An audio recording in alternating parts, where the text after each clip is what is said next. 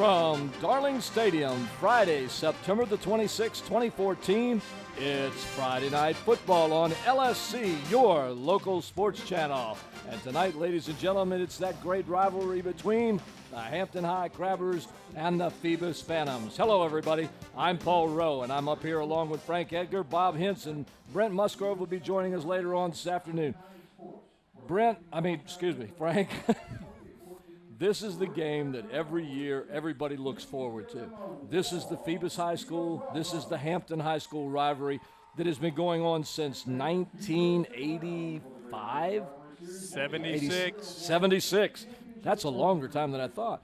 And every year it's considered to be one of the great rivalries, and it is a great rivalry. And right now we've got two teams that are really playing very well.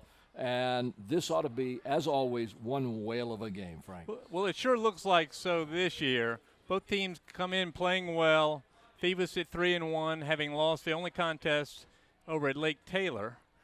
Hampton coming off that great win last week, the final seconds kick by Bo Lomax to put the Crabbers over top of the undefeated Kickoff Warriors. So both teams come in playing well. It's an interesting matchup in that Phoebus at 3-1, 3-0 in the district, but the teams they've played are 2-12 overall. Hampton comes in 1-2 in the district, but the teams they played are 11-1. So it's going to be hard to see. It's been hard to see so far which team's stronger. We'll see it tonight.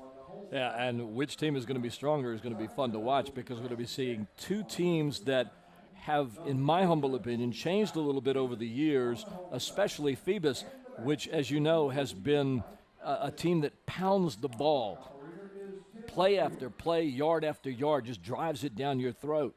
But already this year, Phoebus has, 585 yards passing compared to 365 yards rushing? So all of a sudden they've become a team that's throwing the ball. And Hampton, as we know over the years, has always had good runners, but they've always had good quarterbacks. And right now they got a really good quarterback out there, and he'll sling that ball down the field. So two potent attacks, but a little bit different than they've been in the past. Certainly historically, Phoebus has always had the big running back. You think last year Marshawn Williams, who's now in Blacksburg. Before that, Elon Lewis, a couple other great running backs they've had come through. This year, Jamari Becknell, 7.3 yards a carry, so he's very good. But as you mentioned, Justin Wright, the quarterback, doing a great job throwing the ball down the field. That's correct. And right now, ladies and gentlemen, we're going to go down on the field where Brent Musgrove has an interview for us with one of the coaches. Brent. Thanks, Paul. I'm here with, of course, everybody recognizes me. Coach Mike Smith has been doing longer than football's being played here on the peninsula. Coach, 2-2, 1-2 in the district. What a great game last week. I'm telling you what, for the fans' point of view, that's all I've heard all week, and you made some comments in the papers also. Next question I heard was, is Strickland going to be playing tonight, or what's the story with him? No, he won't be back tonight, and whether he comes back, during the season is uncertain at this point, but possibility in a couple of weeks he'll be back. Okay, everybody has a lot of interest in that, because quite a young man, and I know you miss him. We miss him greatly. He is a great kid, but he's got an injury right now that's preventing him from playing. Well, let me ask you about a couple of players. Last week, of course, I was really impressed with Javon Quillen. I always have been. I mean, he was Mr. Everything last week, and coming into this game, everybody's looking at him. Tell us what this guy really means to Hampton High. Well, he had a little slow start there at the first series, but after that, I thought he had an excellent game. He's a competitor. He's got a great link, his grandfather and his dad both in the football. His dad was a quarterback at Kickoff. His grandfather coached all over the peninsula. Ended up down at Heritage, won a state championship. So he's been around football all his life, so he understands it. And he's quite a competitor. Great kid to be around. Well, he seems to be keeping everybody focused on the field. It's going to start with Hampton. It's going to start with him right now. But let me ask you about a sophomore, Newsom. This young man's got speed. He's really impressive. Here's another one. Came from a family, his football, his brother's dad, his uncles, his cousins. They all played for us. And He's going to be a great one. He's, sophomore. Makes a few mistakes. Sometimes he lets his mind wander a little bit. Great kid, though. Dez is a great one. Well, what is he, 14, 15? I don't know. He's probably 15 years old. We've got 5 or 6 of them about the same age at 15. It's quite an impressive list of athletes we were talking about it today. Let me change subject a little bit. Last question. Phoebus a little bit different this year, not quite as run-oriented. What do you expect to see them tonight with the balance that they're trying to show? Well, I think probably they've kind of become more diversified out into the spread. A lot of people running spread these days. I know, Kickoff has pretty much gone almost all to it, but yet ran the ball a lot out of it last week. So I don't know. They still run some of the old stuff, but they throw the ball quite well. Both quarterbacks throw the ball, and you get out to number 2, and he's pretty good when he gets it in his hands. Coach, I want to thank you for taking the time to come over. It was always a great game when we get these two teams on the field. And thanks again for all your help. Thank you, Brent. All right, guys, back up to you. All right, thank you, Brent. What a great interview there with Coach Mike Smith of the Hampton Crabbers. And Frank, speaking of the Hampton Crabbers, we got a chance to see them last week with the Kickoff game, and we came back thoroughly impressed with a group of young kids that are playing. To say real well is really an understatement, but they've got some great kids playing real well right at this moment. They got guys like Daquan Wilkins and Jovan Quillen, just to name a couple of them. Give me your impression on these kids. Well, let's talk first about the slow start that Jovan Quillen had last week. He's responsible for 360 out of 440 yards of offense last year for the Crabbers. So the slow start must have been the difference in the yardage. He is terrific, only a junior, healthy this year, seems to be playing as well as he has in his career, very quick, and the fact is, as goes Quillen, so go the Crabbers. His favorite target, Taekwon Wilkins, the little left-hander. The key last week against Kickoff was the trips, receivers to the right, facing the Kickoff defense. Wilkins and Daz Newsome, the sophomore mentioned by Coach Smith, were beating the defenders down the field just in a foot race, and Quillen was laying the ball in perfectly, and we saw that several times last week. So those three are the key components of the Crabbers. If they play well, Quillen's able to make his passes. The Crabbers got a good shot tonight. Look forward to finding out whether they can do it or not. Right now, we have another interview down on the field. This time we'll go to Bob Hintz. Bob, how are you? All right, thanks, Paul. I've got Coach Blunt here with me, and Coach, you're at Feebas. You started off. You're 3-1. You got a good start, but now you're going into the meat of your schedule. But your defense is really playing well. Well, that's been our focus every year. We come out and we want to make sure that the defense is ready, that game by game we're getting better, prepping ourselves for the late season and the playoff run. Well, I know you got, so I want to talk just a little bit about Harry Lewis, but also don't want to forget Jalen Holloway, Andre Smith, and Milan Willis on that front four. But Harry's been with you a long time. Yes, sir. Harry's been here since 8th grade, along with Breon Baskerville. Those guys are two kids anchoring us since 8th grade. It's their senior year. They really put a lot of focus and hard work in this offseason to make sure that they would be prepared for this season defensively and offensively. So we're really excited about what they're doing right now. Well, and you're talking about Baskerville. We're talking Harry and Baskerville. Good students, too. Absolutely. Harry has a 3.6. Breon has a 3.8. These are two kids that the Ivy League schools are after right now. We all know that Harry's committed to Virginia Tech, but if he would like to go the other direction and go to the Ivy League, that's an opportunity that he would have. We really want to focus academically at Phoebus. We want to make sure that these kids academically have the opportunity to make sure that to achieve on the next level. That's great. Now let's talk a little bit about Baskerville. What a great young man this guy is. Absolutely. He's a great kid. He's our Mike linebacker. He's a guy, he's a coach on the field. He's going to line the defense up. He's going to make the adjustments. He's going to point out the sets that the offense is showing, and he's going to be ready to roll. He's a kid that he's so coachable. One of the best coachable, most coachable kids I've ever coached. Well, I've also noticed that you guys do a lot of, you do your weight workout in the weight room, but you do a little bit on the films too, don't you? Absolutely. We spend a lot of time doing everything. You know, you have to. I mean, if you want to be able to compete with the top teams around here, compete with anybody around here, these teams are well coached. So if we want to continue to be successful, we're going to have to do those little things.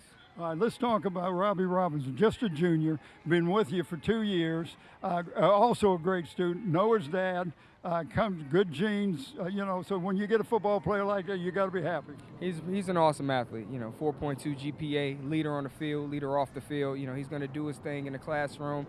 He's also going to push hard outside of the classroom and make sure that he's out working and getting these kids pushing to another level. So he's a great athlete to have on your team, but he's a better young man. Well, I've always talked about Phoebus with a good defense, and you've got a good defense, but your offensively, you got a young man, a junior, that's number 19 at a quarterback. Last year he didn't have a lot of confidence, but this year he looks good. Well, you know, Justin's really coming around. He's really competing right now, doing the things that we're asking him to do, you know. Also, Jonathan Kraft, you know, these two guys right now competing against one another is really helping our team out right now offensively. Justin stepped in last week, and he really pushed. We were able to get a flow offensively in. The confidence has really come around, and now you're able to see what he can do as an athlete. Well, good luck tonight, Coach. Thank I know this is homecoming and rivalry week, throwing it all in at one time. It's a lot going on, but you know, it's a great night for some football. All right, let's go back up to Paul. All right, thank you very much, Bob, and some great words from the Phoebus coach. And Frank, as the seasons change, so do the Phoebus Phantoms. It seems like every year there's a new running back, there's a new quarterback, and yet year after year after year, they're always at the top of their game. The team is at the top of the league. It's like they're a factory. In fact, in many cases, they're known as a factory because they're putting a new running back out every year. Well, let's go back down to Bob and Brent as they wrap up their interviews down on the field before the game begins. Back to you guys. Hey, Bob, we came here last week thinking the game was going to be a close game, and boy, were we right. Couldn't have been a better game for the fans. Great game. And here we are tonight talking about Hampton, Phoebus, and trying to say it's going to be the game of the year. If it's any better than what we had last week, it's going to be unbelievable. But you got a chance to go over to Phoebus this week and talk to the coach. Tell me what you came back with. Okay. I talked a little bit with Jeremy Blunt, yes? and Jeremy was real concerned about the point of contact. Got to be more aggressive. They're not as aggressive as they should be in some of the games, especially against Lake Taylor. He feels like they didn't play well against that. But he's got a power sweat that he's going to run from. But you and I have seen this year, they're passing the ball a whole lot more than they did before. And talking about this game, rivalry game, homecoming game, they're throwing everything at Phoebus tonight. Yeah, wouldn't be any pressure on the coach. And you don't think Mike would like to win this game in those circumstances. Let me give you a couple of quick facts. Last year they said Hampton was a young team, so I got looking at it, see what I could find. This year, Hampton starting 12 underclassmen out of 22 positions. I said, wow, that's pretty strong. And turned around and looked at Phoebus. They're starting 14 underclassmen with 2 of them freshmen. So here we are back young again, and they're still looking at the future. But another thing I got looking at was size. Last year, of course, Phoebus had the line that everybody wanted. They lost a lot to graduation.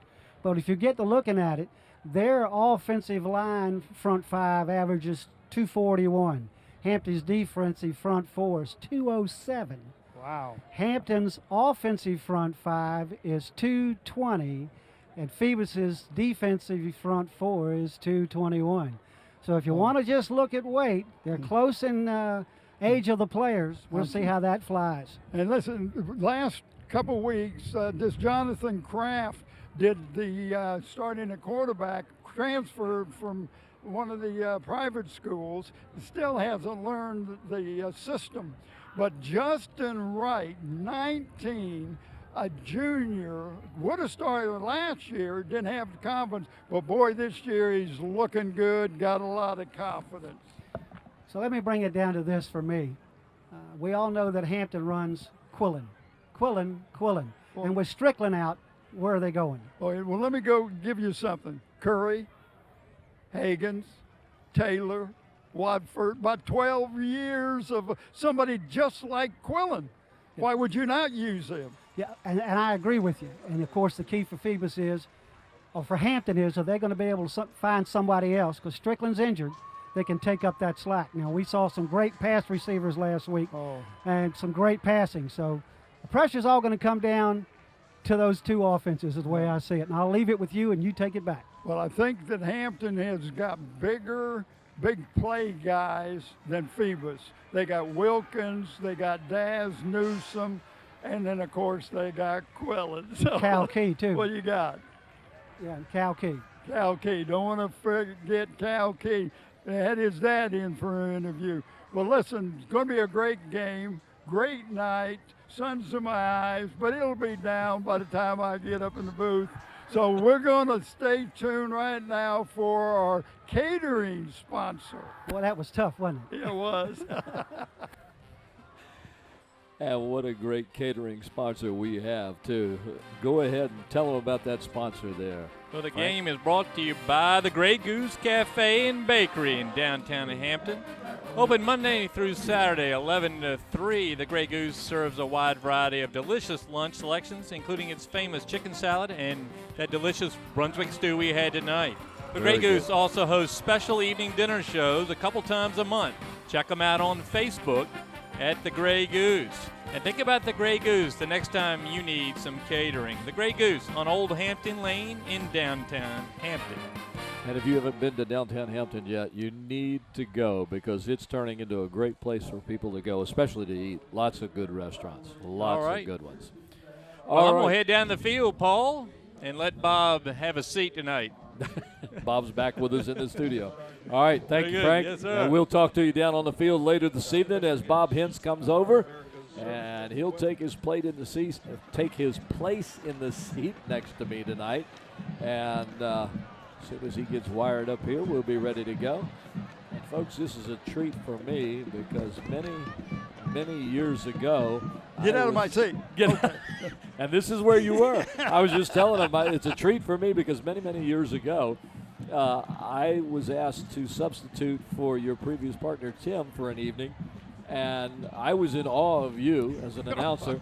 And we came up here and you said, listen, this is an easy job. There are nobody listening to you, so don't worry about it. Just tell what goes on in the field and then hush. I'll take it from there. Well, I didn't say hush. Well, I'm being nice. But you did a great job, and I really had a good time. Well, listen, and this is the first time we've been back together, and I appreciate it. It's been a while. Good to be back up here. I've enjoyed the sideline, but this is where my heart is. All right, let's go to the coin flip. Okay, guys, Hampton, I'll call you white. Feebas, I'll call you blue. If I have a foul, ask for the white captain or the blue captain. Two things I want you to take back to your team. So first is, you got somebody wrapped up in a whistle sounds, it's over. Don't stick him on his head, okay? The other thing is, you hit somebody, they know they've been hit. Don't get in their face and talk to them about how hard you hit them. We don't want any unsportsmanlike, all right? Okay? All right, we already had a pregame toss. He won the toss, but you can flip it and he'll win the toss again. Okay? All right? Okay. Yep. It's still a tail, and you won the toss, and you've elected to receive, right? You're going to receive, and you guys are elected to bend that in and kick that way, correct? You will bring around here. Hampton come around here. Hampton is doing the toss. Members have won the toss. They have elected to kick.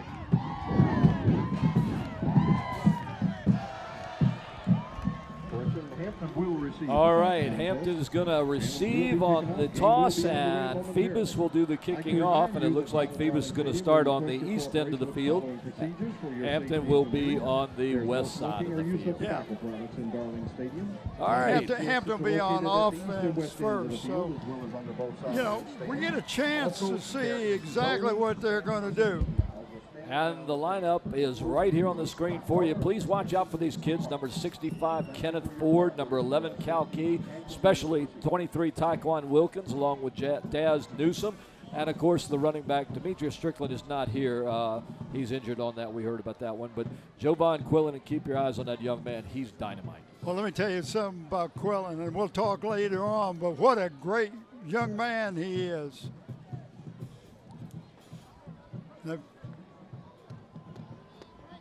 you look at the defense for Phoebus, and you got number one, you got to look at Harry Lewis. What a great guy that is. Number 12, Breon Baskerville, middle linebacker, into a lot. And Robbie Robinson, the corner, if he gets the ball, he can take it to the house. So this defense can be a thorn in the side of the Crabbers tonight. They sure can, and they're a good defense because we saw them last week. This will be our first chance to see Phoebus live. Getting ready to kick off for Phoebus is number 90, Stephon Tompkins. Looks like number 23, Tyquan Wilkins, is in about the 10-yard line. I'm trying to see, Bob, is that number 9 that's out there with him? Yeah, looks like number 9, and that'd be Elijah Conliff.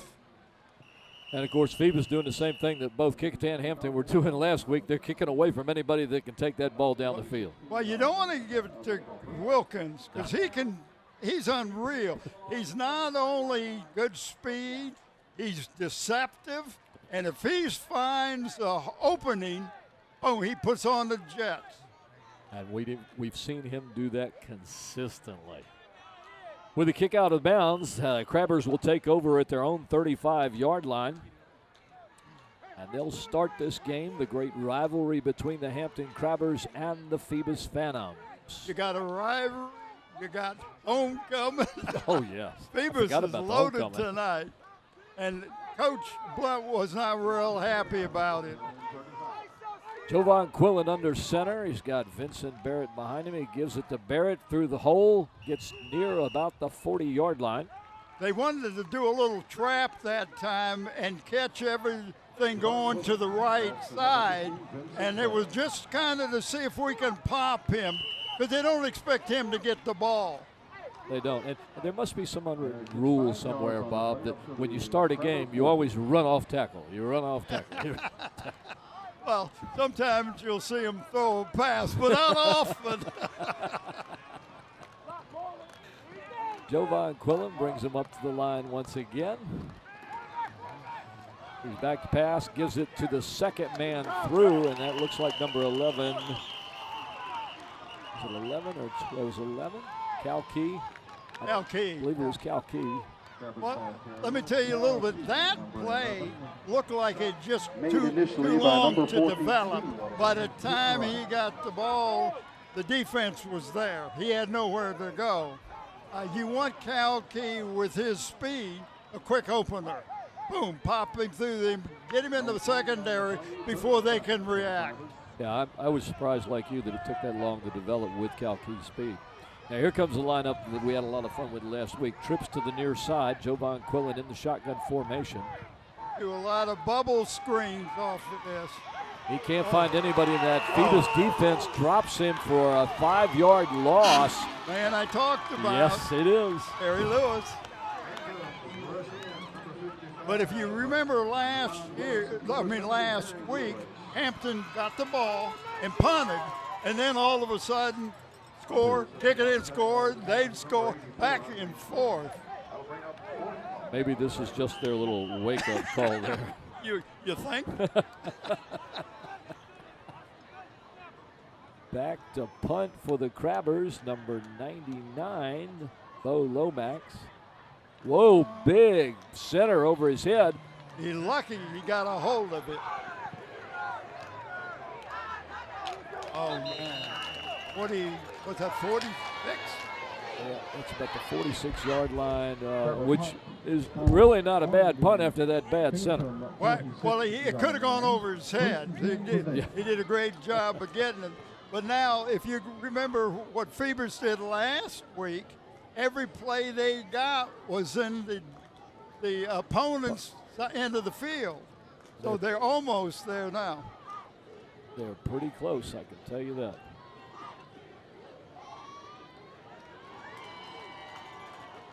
Justin Wright, the quarterback for the Phantoms. He gives it to number 11, Jamari Becknell. He tries to get around the right side, and he's not going to get much yardage at all, Bob. We're going to show you the offense for the starters, Phoebus. Pick up of 2 yards on the play. And the young man I want to talk about first is Justin Wright. And we can see the grass is growing. But Justin Wright, which could have started last year, but it just didn't have the confidence. But you got some good players on there. Joe Addison, who was a quarterback, is now the Z, one of the wideouts. Right with a quick little pass to the flats, and he's going to lose some yardage on that. That was Robbie Robinson. And you're, again, took too long. Development of the plays. Maybe they're just kind of feeling each other out right now until they can open up a little bit. Well, that could be. Now, Hampton is 2-2. They could very well be 4-0. I mean, they're that good a team. They've got some great offensive stars. And their defense wasn't too bad last year, except No. they allowed the other team to score every now and then. You're right. Right. Justin Wright again out of the shotgun formation, 3 receivers to the right, and that's where he goes to a wide open number 22. Wow. For Phoebus. And I'll get you who that is in just a second. I don't have a 22. I've got a blank space for number 22. So, ladies and gentlemen, we apologize for number 22. We'll see if we can locate who that is in just a moment. But the pass is complete over on the right side for a first down. And now Phoebus is in Hampton territory at about the 39-yard line. Excuse me, that was Elijah Wilson.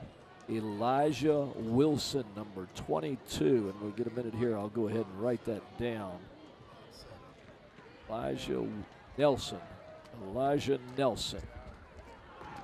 Ooh, a trip up. And it looked like.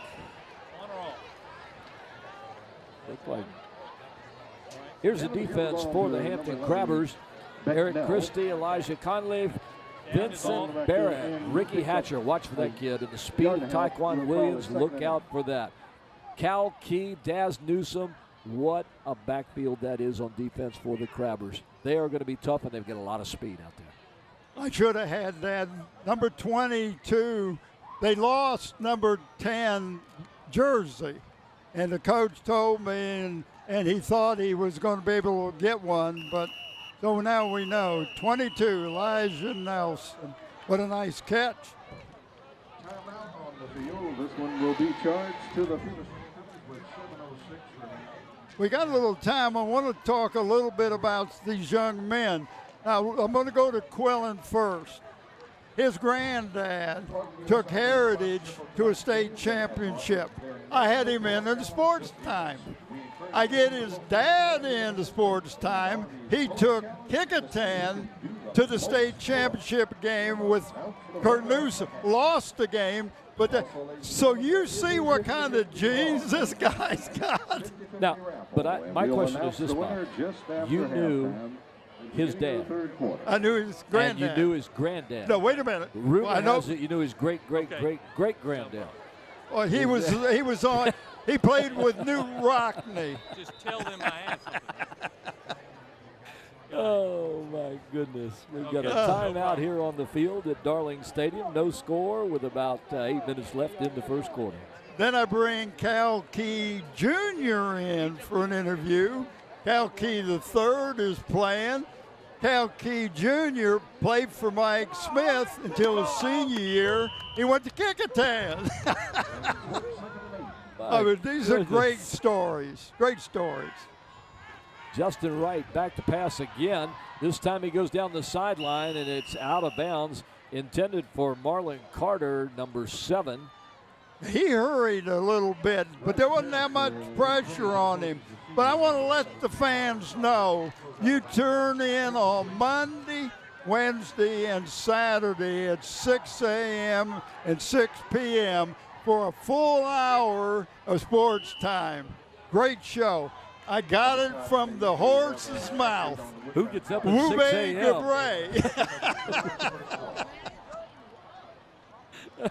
And let me tell you, Andy Foley had a lot to setting up that program.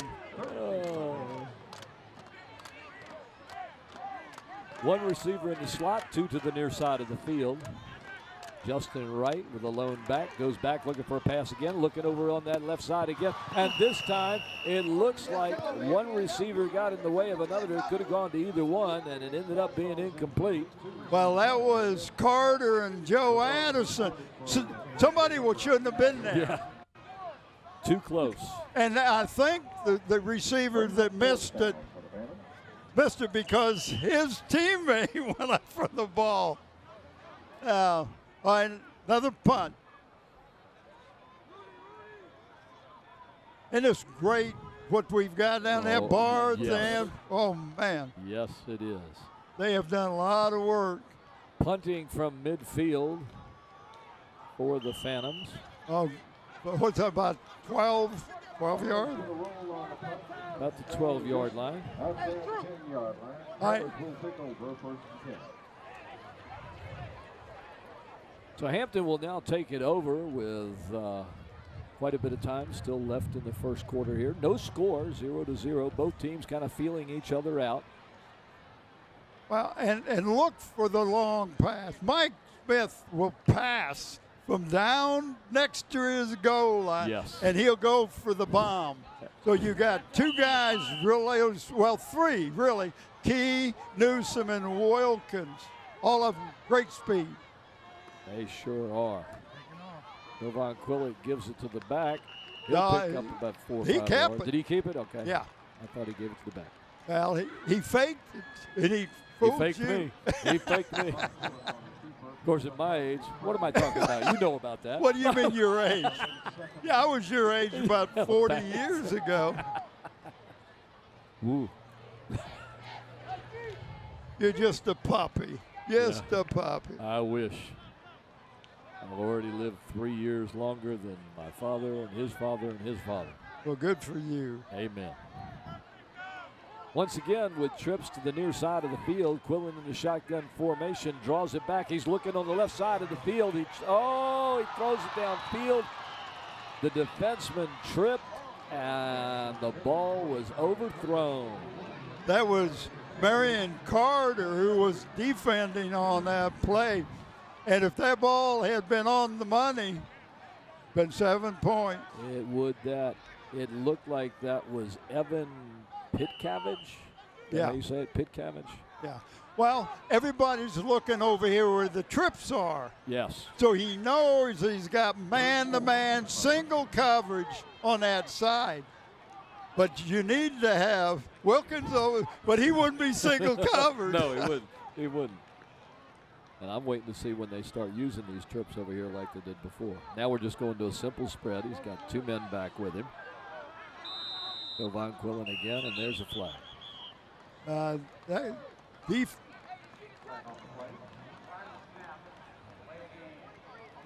Wow. Boy, they might have started that clock before they ever got the ball off that long pass.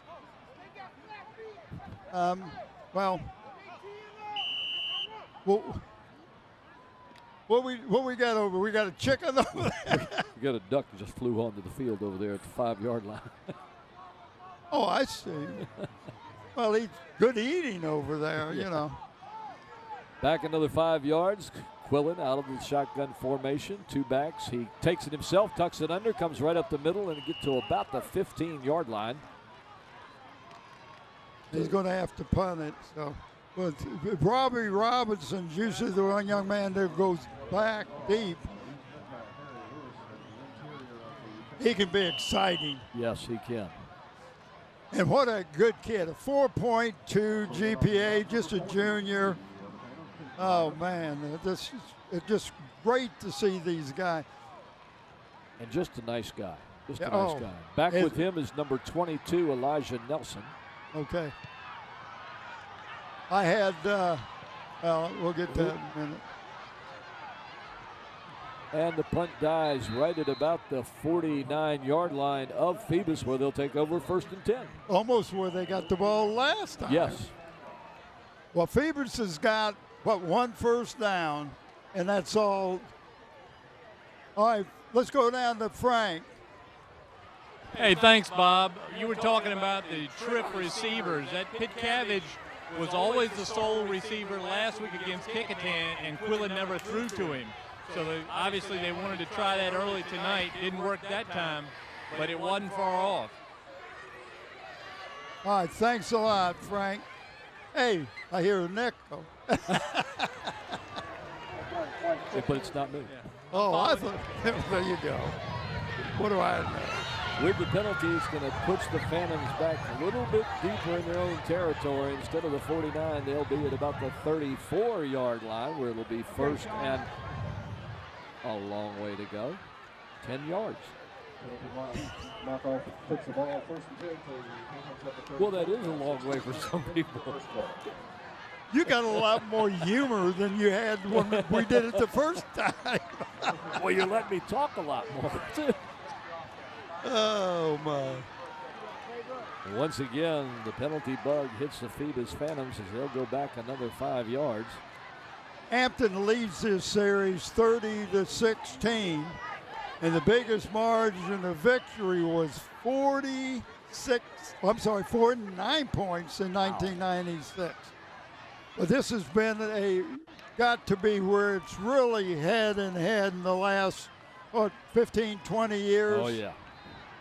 A lot more different. Bill D did a great job of bringing this program to head. Justin Wright back to throw. He's pressured by the Crabbers, and he puts this one up in the air, and it is intercepted by the Crabbers at their own 40-yard line by number 5 for the Crabbers, and that's Daz Newsom. That's and let me tell you about Daz. I had his daddy in for an interview. Now, his daddy played at Tech. Watch the replay. His daddy played at Tech. Went over to Amsterdam and played pro ball over there. His quarterback, Kurt Warner. A few years later, Elton Brown graduates from Hampton, goes to UVA, gets drafted by the Cardinals. Yes, sir, who is quarterback? I can give them my opinion if they want to know on that last one. Kurt Warner. 2 kids from Hampton played for Kurt Warner. You can't get any better than that. Oh, man. Now we're right back. We're right back deep in Phoebus territory again. Second 5 and minutes, 15. 8 seconds to go in the first quarter. This will be a pitch to Becknell. He'll go off the right side, try and spin and get a few yards. He battles for about 2 or 3 more before he's finally brought down. Look at how many Hampton Crabbers over there with the brother. Well, they've got that speed, Bob, and they really can get to the ball.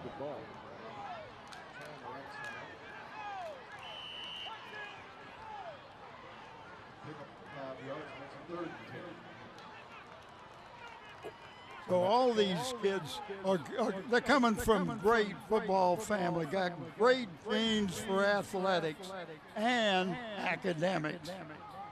That's the important part. Absolutely. 3rd and 10 for Justin Wright. Back in the shotgun, going back, looking for a receiver. He is pressed and hit hard, and that looked like number, is it 12 or 13, Bob? Number 12. Number 12 for the Crabbers, and that is Ricky Hatcher. And he just unloaded. Nobody touched him. Not at all. A delayed blitz, and he had nowhere to go because it took too long for the play to develop. And now Hampton should end up with pretty good field position. Looks like Ricky Hatcher back to punt for the Phantoms. Excuse me, Breon Baskerville. Punt will go out of bounds near the midfield line. It'll be in Phoebus' territory. Best field position that the Crabbers have had tonight. Do we want to talk about the kickers or punters? And nobody's really done anything with the good position, and both of them have had fairly good positions so far tonight.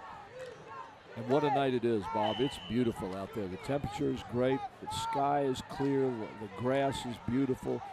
The helmets shine right now. There was a little bit of pressure that time on the punter, Elijah Nelson, 22. 22, I'm sorry. That's all right. Thank you. Looked like a 12 from here. Well, he was 10 at one time, so. Around the outside is Jovan Quillen. He breaks the corner and a tackle, spins all the way down near the 30-yard line. About an 18-yard run for Jovan Quillen as he did gets a a nice great block. job of following his blockers that time.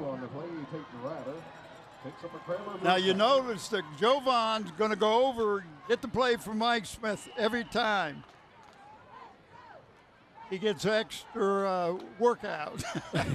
Well, you know, I used to think, why don't they put the mics and stuff in?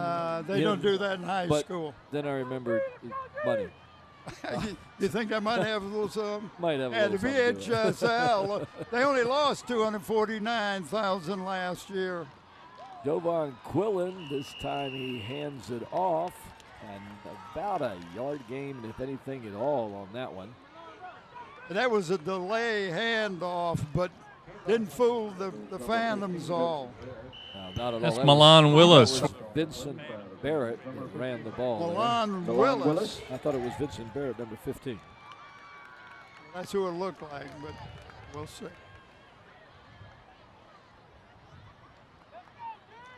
Two minutes, 33 seconds left in the quarter. 2nd and 9.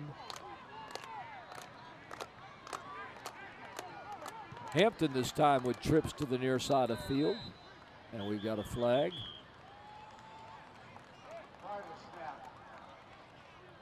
Another delay of game. Bill Dozier and his crew.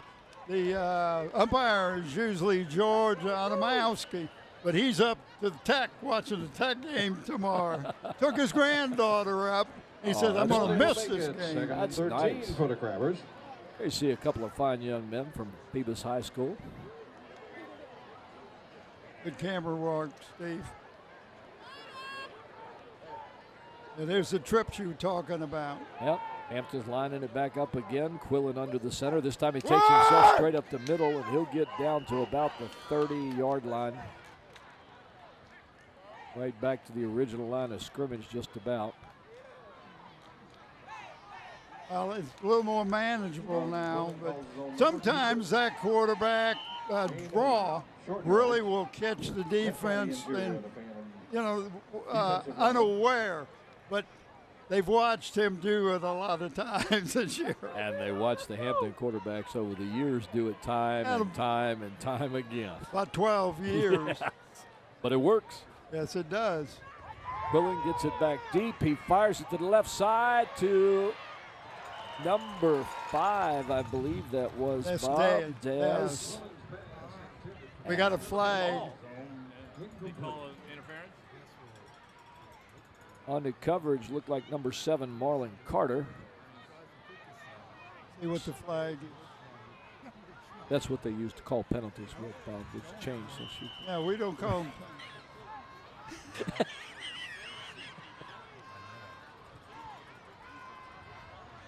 There was no flag.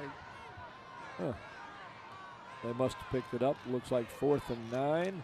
And the Crabbers are going to go for it with trips. Quillen back to pass. He can't find anybody. He's being pressured. He tries to take him to the right side and up along to the 28-yard line, maybe 20. They keep moving it back there. It's about the 28 and a half yard line. We will pick a player of the game from both these teams tonight. We're going to give Churt, watch the replay, comes from Tidewaters Team Sports, David Chubb and Terry McNamara. You want something between the quarters? See how he's pressured right there? Can't do anything with it, so he just tucks it under and tries to find some room. And Phoebus playing tough defense at this point. You can get a hold of Tidewater Team Sports at 594-0411. They do a great job with their team jerseys and anything else you want, really, with the screen print on it. I've had a couple things done. And excellent work. And they'll do embroidering too. Wright gives it off to number, I want to say number 13. Might have been number 12. Baskerville. Baskerville. Yeah. I keep wanting to say 13. That 2 looks like it has an extra curl on it down there. It'll be all right. You'll be okay. When you get older, Yeah, I'm getting old, Bob. eyesight goes. I'm getting old. I can't remember what the second one.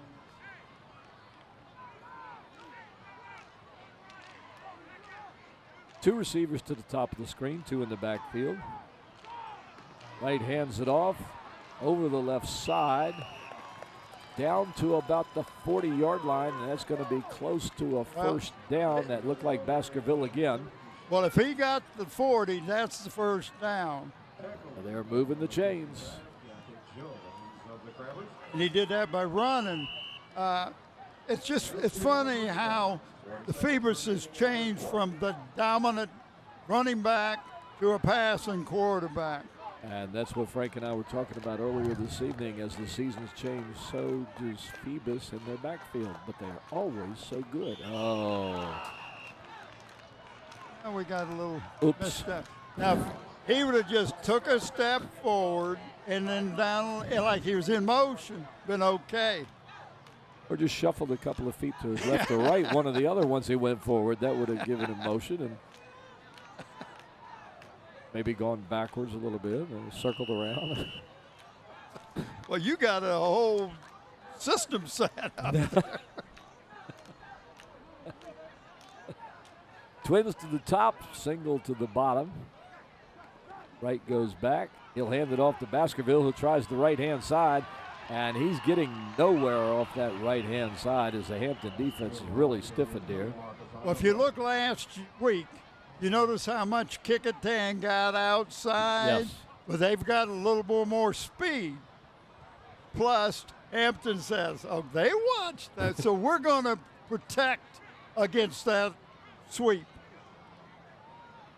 And it looked like he just got back to the line of scrimmage. We got another flag.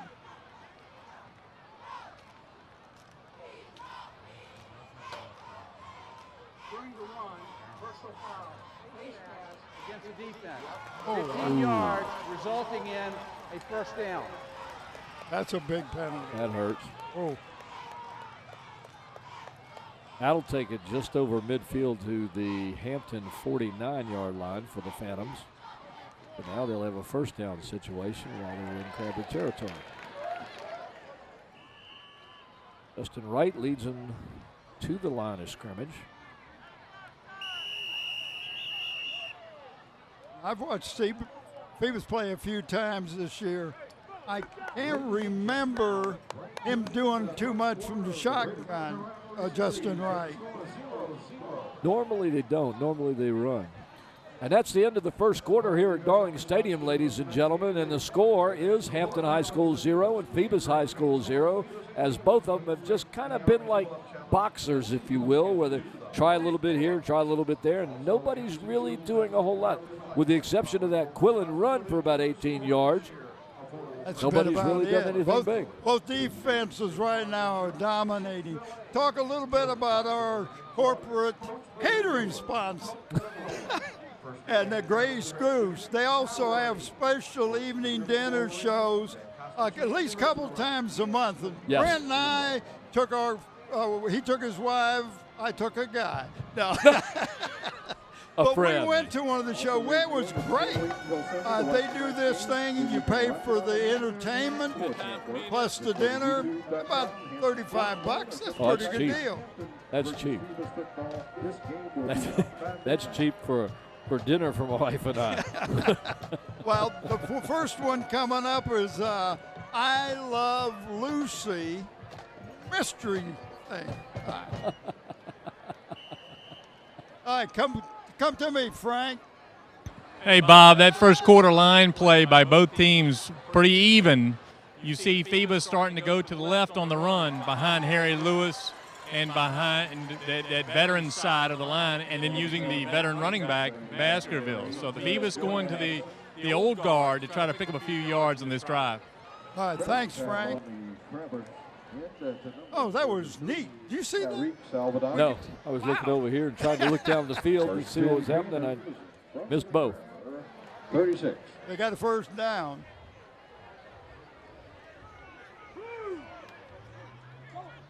Justin Wright under center. Goes back, hands it off to number, I want to say 12, Breon Baskerville again and again and again. Looks like he's going to be the feature back for a while. He'll pick up a couple. He's a senior. He's 5'10", 200 pounds. He's not a lightweight. No, not at all. Because he's a good linebacker also for this Phantom group.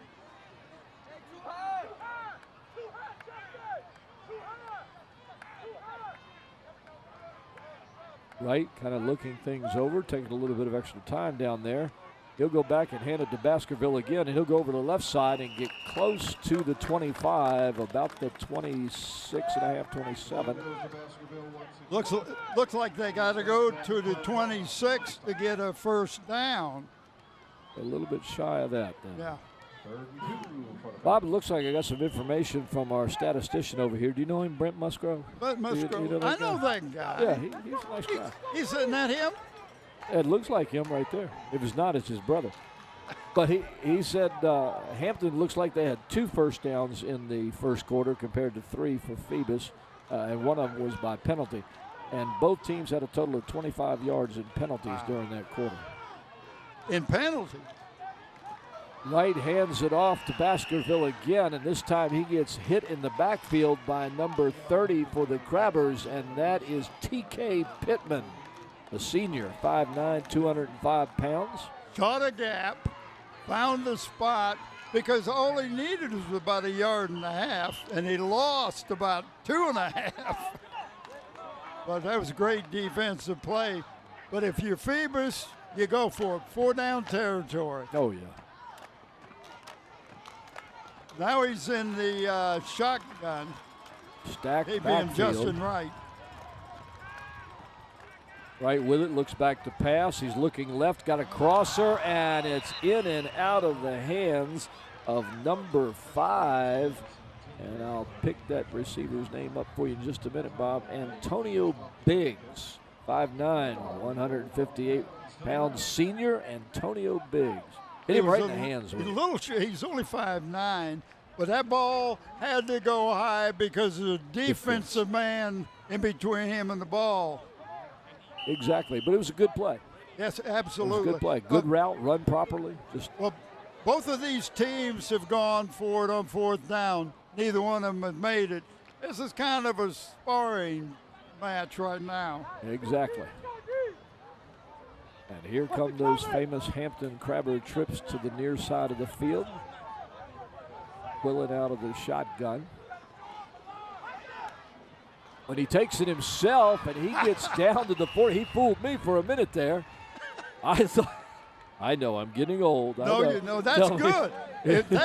That's a sign of a great quarterback. Yeah, I thought Vincent Barrett had it. The next thing I knew, Quillen was running off the right tackle and picking up yardage. In fact, he picked up a first down. There's about 4 guys on Phoebus thought they had the runner, too. But a great job for Quillen. I've got a little story I want to tell you about that, as Andy is also confused. Trips are up to the top of the field now, and this time he does give it to number 15. And once again, that is, and I forget his name here a second. 15 is Vincent Barrett, the one I just called. I just watched him. Vincent Barrett. Let me tell you a little bit about Quillen, how nice this young man is. I talked to his dad last week, and he was telling me that he got a call from one of the teachers. He said, I never get a call from a teacher about Jovan or Bubba, but I'll finish the story after this. All right, Quillen under center. He looks over to his trips, and here it comes. It goes to Wilkins, and he doesn't get anything. In fact, they'll lose 2.5 yards on that play. Good coverage by the Phantoms. All right, so the teacher called his dad to say what a great young man this is. And his dad says, what do you mean? He says, when I give them time to do their homework, he does his and then goes help other people do their homework. People that are struggling. You can't teach this stuff. That's got to come from the family. What a great job. And I appreciate his dad letting us know about that. I bet the teacher appreciates it too. Absolutely. Quillen looked left real quick and then came back right, and he'll get the pass complete to Daz Newsome at midfield. A little short of the first down, but, fourth down, what do you think Mike's going to do? Quarterback keeper? Now, I have seen a quarterback keeper for 1 yard go for a 40-yard touchdown. Well, I don't see Lomax heading out there to punt. So, nope, I don't see him heading out there to punt at all. He's not going to punt it. The way the defenses have been playing right now, it's 4 downs. See what happens. Once again, those trips up to the top, and yep, you called it. Quillen with the keeper, and he gets to about the 47-yard line, maybe the 48. And you notice what he did? Got under the center and boom. Before the defense even got a chance to set. Well, and that's what you have to do. You have to get under the defense and blow by him as quick as possible. You're absolutely right. You are learning, and I am so proud of you. I figure I'm about 4th or 5th grade now, and I got a little ways to go. So.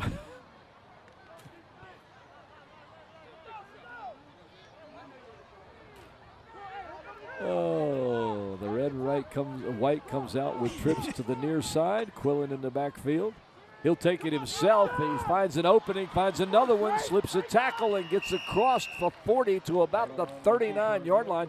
And that's the second big run for Quillen, and those are the 2 big plays we've had so far. Now, he was tackled at the 44 and did what you said, slipped that tackle and picked up a total 9 yards.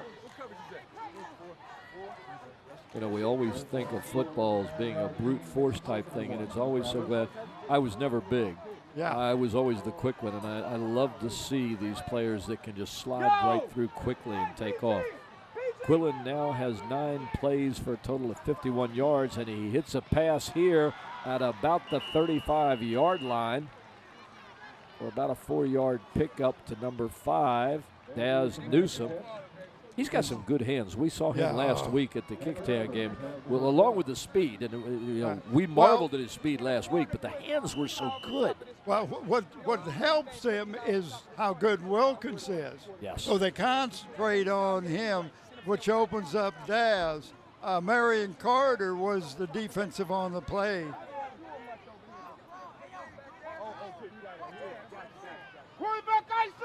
I know we're constantly saying trips to the near side, but there are again. He's looking. He's got a man open over the middle and in and out of the hands of, is that number 86 or 88? 88 is the number there for the Crabbers. I'll give you that name here in just a second. Looked like Tyrone Blackman. Tyrone Blackman. I'm sorry, we're going to have to get somebody to print these things a little bigger now for me than my eyes. They have different size fonts you can use. I need about a 48, not a 12. If you did, you'd have it on about 4 pages.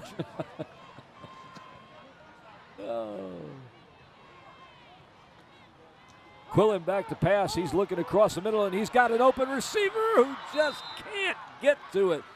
Oh, my gosh. Good pass, good route. You guys want to talk about speed. Wow. Nice pass by Jovan Quillen. Is that Frank? Makes me hungry. Go to the Great Goose. Where? Downtown Hampton. Is it any good? Oh, I went down there. They have a queen sandwich. Queen sandwich? It's called Queen something or other, but it was awesome. It's got beef and lettuce and a sauce that'll, you need to go to the Grey Goose. Wow. What a corporate sponsor we have in them. Yeah, I know they got good food. We've had some of it. It's delicious. Jovan Quillen looking for his trips, can't find it. And number 7 for the Phoebus Phantoms, and that is Carter getting hold of Quillen for a sack in the backfield. Oh, now it's 4th down. But I don't know if Mike's going to punt. You might want to think about putting them down in the, with their back into their own end zone. Well, let's see what Mike does. That's why I couldn't find it. Well, you're throwing it on the floor. Yeah, he's going to punt. Lomax. Bolo, we used to call him. I in got class. a chance to talk to his mother and dad on the sideline a couple of years ago. What a neat family. Of course, Bo's love is soccer. He Yes. loves soccer. And he's been playing that since about 6th grade, if not before then. Another penalty. Hampton, that's about the 3rd delay of game, I believe. Yes, it is. Our statistician says you are correct. He Bob. give me three fingers. That's it. Oh, wow, what a punt. Into the end zone. Great punt by Bo Lomax. 4:38 left in the half here at Darling Stadium. No score in this game. Hampton and Phoebus, as Bo would say, 0-0.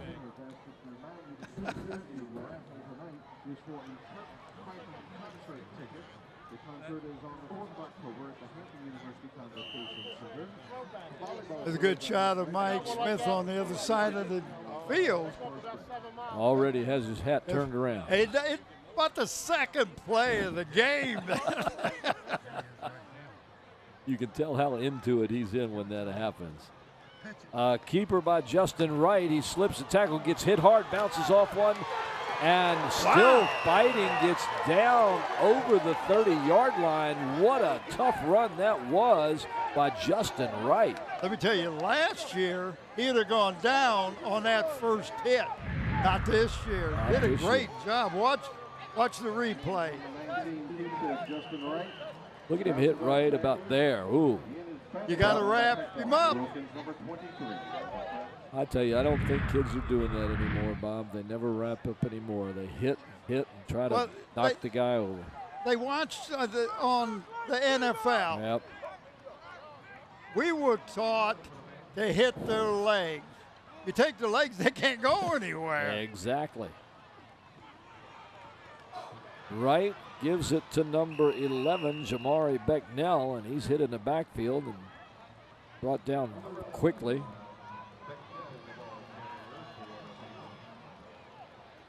He'll lose about a yard. It'll be second down about 11. Time running out quickly here in the second quarter or first half at Darling Stadium. Set. 93 was up. Right. Coming up to the line of scrimmage. Got a slot. First time I've seen a slot. That's Robbie Robbins. Yeah. Good move, and look at the move of Robinson, and he's headed for the far side of the field. If he can slip a tackle, he can't. He gets across the 40-yard line. Looks like he's going to get the first down, Bob.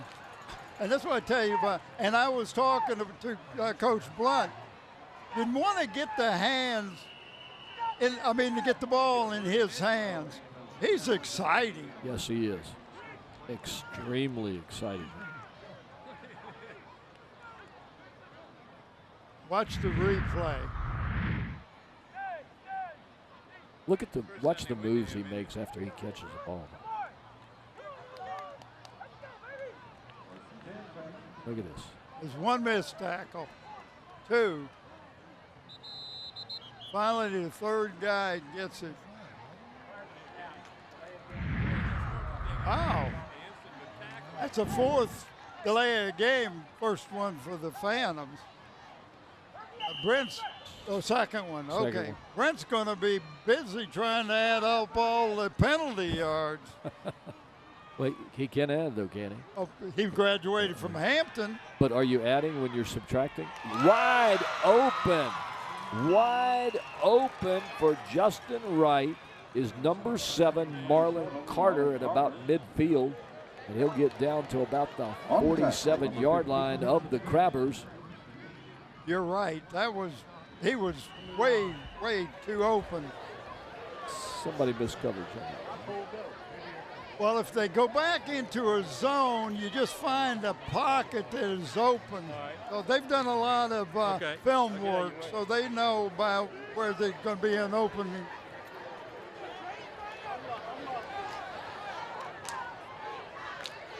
Wright goes back. He hands it off to number 11, Becknell. He tries the right-hand side, gets close to the 40, to the 39.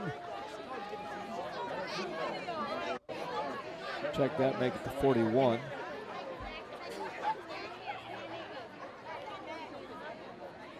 Clock is running. We're under 2 minutes. So. If you would have asked me what the score was at the end of the half, what's the score at the end of the half? I would have said at least 14 points for one of the teams. I probably would have said more than that. Yeah. I expected a little bit more. Don't you think they look pretty evenly matched on both sides of the ball? In fact, so evenly matched that Phoebus is going to take a timeout with 1:25 left. We got a timeout. We got Frank down there. Bob, the one thing that it's hard to see from the stands but easy to see from the field is how fast Jovan Quillen is for the Crabbers. Incredibly fast, whether he goes outside or he goes up behind that big center of his. He is terrific and hard to catch. On the other side, Phoebus looks good. The quarterback Wright took a big hit there by Cal Key. Stood up, gained a few more yards, and then came back 2 plays later, had the patience to stay in the pocket and make that nice pass over the left side. Real good play by the Phantoms. They're putting together a good drive here finally. All right, thanks, Frank. And running out of time, unfortunately for them. 1:25 here in the first half. You're watching LSC in the big rivalry game for 2014. It is September 26th. Hampton and Phoebus, no score.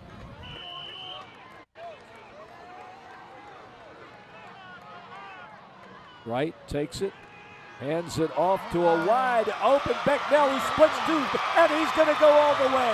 Touchdown for the Phoebus Phantoms. Becknell took it up the middle, split 2 tacklers. I don't think he was touched by anybody else after that. Well, they caught Hampton in a defense that was perfect for that offensive play. Because nobody touched him, like you said. Boom. Did he show some speed? Wow. Yes, he did. Very much so. Well, Hampton will have 1 minute and 16 seconds. See if they can answer. My gosh. That's the last thing I expected. Happens. Should be number 95, Riley. His kick is blocked. That could be a factor. After last week, that could be a big factor for either one of these teams. But Jamari Becknell with the long run right up the middle, and a beautiful run, good blocking, and just excellent speed on his part as he outran everybody in the secondary to the end zone. You look at the teams in the district. Hampton's got a great kicker. Kickatan's got a great kicker. Bethel's got a pretty decent character. Phoebus needs to get a kicker. They have one guy that does PATs, one that kicks off, and a different one that punts. Your best guy, you hope, can do all 3, like Lomax does, and Chase Thomas over at Kickatan. And one of those young kickers is out there for Phoebus right now, number 90, Stephon Tompkins. Looks like 22. Yes, 22 got the block. Good eye. Look at that. That, of course, is Elijah Nelson. No, 22 is Anton Brown. Antoine Brown. I was looking at the wrong roster. Well, that's okay. I understand. Appreciate it. Here comes the kickoff. It's going to be short to about the 25-yard line where it's taken by number 5, Daz Newsom. He'll get it about to the 33-yard line with 1:10 to go in the half. And let's see how Mike Smith plays this. I know how I'd try. He's going to put the ball up in the air, but you know the ball's going to be in Quillen's hands, and if it's not open, watch out, because he can run. And while he's running down, he'll score and go over, help somebody with their homework. Yeah. I mean, he's just that good a kid. And then in halftime, he'll do tutoring classes. Absolutely, yeah. In between here and Mike, tell him what he's got to do. Yeah. We're kidding, folks, but it's you got some great individuals on both of these teams. They're not only great athletes, but great academics. And he's keeping it himself, taking it off the left tackle and gets down to about the 45-yard line. Hampton still has all 3 of their timeouts. I know.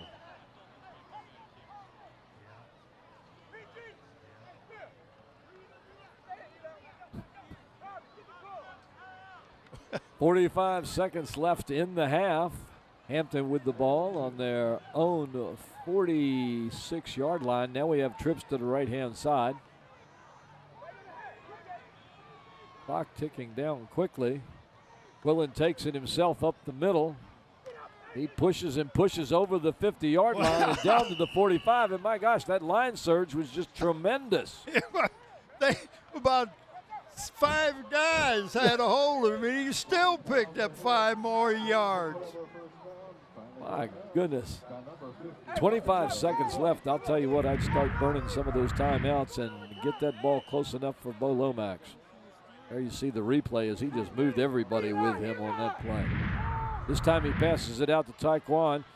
He gets about maybe a yard, and unfortunately it takes more time than Hampton probably wanted, and they quickly call a timeout. I think, 9 seconds now. They could have stopped the clock. Well, about the only thing they could do now is try one fairly long pass, get a quick timeout, and then see if they can get a field goal. Well, if it's a long pass, it's going to stop the clock because of first down. Then you could call the timeout. Don't let the clock start. I never trust those guys stopping the clock for a first down well, chain. Tim Ewing down there. Well, not him. They always say they're going to stop the clock. They don't always do that. If I grew a beard, would I look like you and Frank? Oh, God. And Brent? Let's hope not. Brent's handsome. Well, I Frank refuse and I to comment. I'm looking at you guys. I'm the only one that doesn't have any facial hair. Well, that's okay. You'll grow up. You can start shaving in a year or two. If you do that, it grows quicker. Here we go. What looks like possibly the last play of the half, depending on what happens. We got a stoppage here for a moment. Not sure what it is.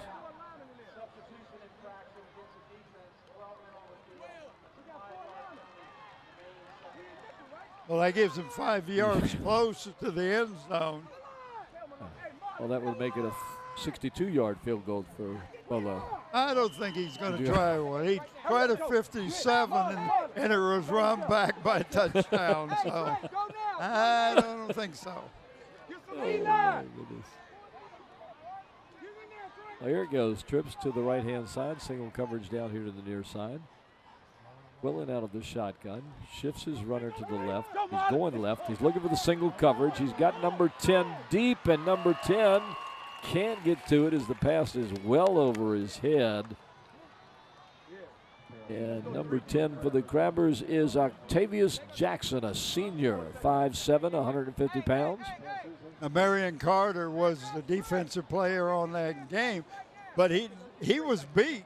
If the ball was on the target, he would have caught it. Last play, 4 seconds. Unless defensive penalty. Right. Then you'll have what they call an untimed down. Not going to half with 2 timeouts. Watch the middle screen. PG, watch the screen. Marlon, you can back up, Marlon. You can back up. Never mind. Here they come out of the shotgun. Quilvon gets it. He's looking around. Can't find anybody. Fires it downfield deep to the end zone, and it is almost intercepted by the Phantoms as time runs out in the half. So Jovan Quillen looking for those quick 6 points, just quite can't get it. All right, what we have tonight, back and forth first quarter, most of the second quarter. What did you see? I saw 2 defenses ready to play tonight. 2 defenses that weren't quite sure of the offense of the other team, but they were making the best of it. I see offenses that can't quite get going, but we're going to see what happens in the second half. Now, the best thing that happened for Phoebus was that long run. In other words, this would be a scoreless tie. 6-0 for the Phantoms. Stay tuned for the second half here at Darling Stadium, ladies and gentlemen. We got a great game going between the rival of the Hampton Crabbers and the Feebas Phantoms. Feebas leads it 6-0. We'll be back.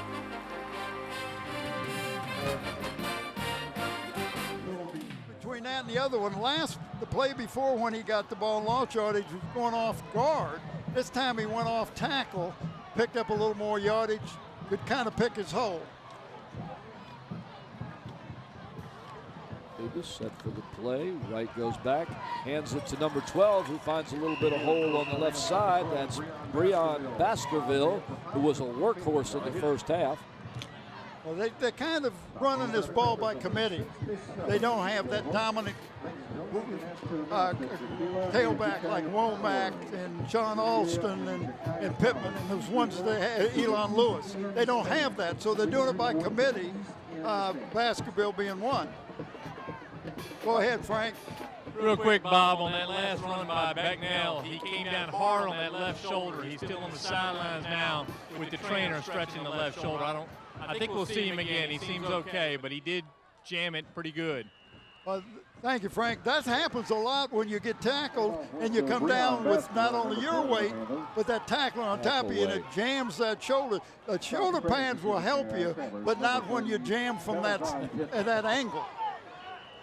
Baskerville took that last play off the left tackle and picks up enough for the first down. He found a slight hole there for a second, but once again, speed playing into it. The Crabbers closed it up quickly, but not before Baskerville was able to get the first down. Well, they've got a pretty good drive going. They started at the 29-yard line. Once again, number 12, Baskerville. 67 for the Crabbers, and that is Ezekiel Volk. He got a hand on his leg as he went by him, and he kind of stumbled that time, and that he still picked up about 3 yards. But Ezekiel Volk, V-O-L-K. V-O-L-K, you know him? Well, I'm thinking that I taught an Ezekiel Volk in middle school. There he is, out there playing. Really nice kid, real nice kid. You haven't taught any that weren't nice. No, I haven't, as a matter of fact. There you go. All the ones I teach are really nice. They're very smart. Back to pass. Wright flips it into the arms of the Crabbers.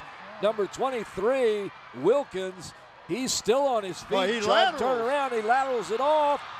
And that's number 15, I think. And he is down the sidelines to the 40-yard line. That pass was just overthrown.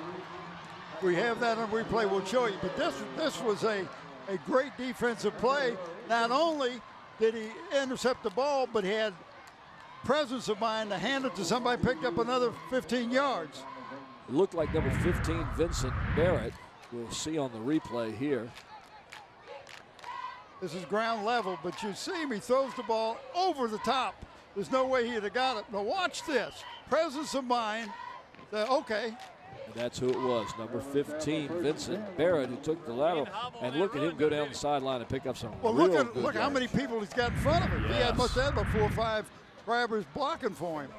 So a turnover by the Phantoms gives Hampton 1st and 10, and Jovan Quillen takes it himself, and somebody else thought that Barrett had it again, and they really wrapped him up big time, didn't they? He left that ball in Barrett's stomach for one more count and then pulled it out just before he got hit. You're right. Quillen picked up 4 yards. I'm like, what a great play that was. Gain on the play. Here come those Crabber trips to the near side of the field.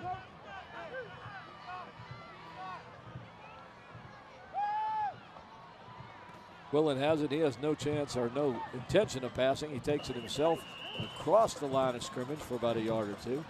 All he did that time was, it was a fake pitch. And he just gets that defensive linebacker to take that one step to the left. Then he keeps it and cuts it back in. Looks like we got somebody, Crabber hurt on the play. I can't see who it is. Let's hope it's nothing serious. Let's just hope it's a quick cramp or something. We'll take a timeout here with 7:21 left to go in the third quarter here at Darling Stadium, where the score is Phoebus 6 and Hampton 0. We talked a little more about our catering sponsor, the Grey Goose. I tell you, they do these shows, this mystery series, at 7:30. The one that I'm talking about, Everybody Loves Lucy, October the 10th at 5:30 and 7:30, and October the 11th, same time. Buy your tickets, go, you will enjoy it. Take your wife there. Not only you get a good show, the food is outstanding. The food Grey is Goose. very, very good, and we've been able to have some of it here. And it's, I'll tell you What do we have tonight? We had ham sandwiches, and that sounds silly, except you need to have these ham biscuits that we had, folks. These were real biscuits. And then they had something else, a little Brunswick stew. Not a little. It was nice. It was good. And my wife makes an excellent Brunswick stew, and this was very good. That was Ezekiel Volk that was carried off or helped off the field there. Jovan Quillen gives it off to the first back through. And That's going to bring up a 4th down. I thought that, and that was a trap play. They were trying to spring that first back going through, and I think that was number 15 again. Yes, it was. Vera. It was. But you try to trap that guard with the center, go right behind it, pick up a quick 3 or 4 yards, and he didn't get anything. What you're hoping is you pick up a quick 3 or 4 yards, but then the backs will overplay it, and you'll be into the secondary. Right.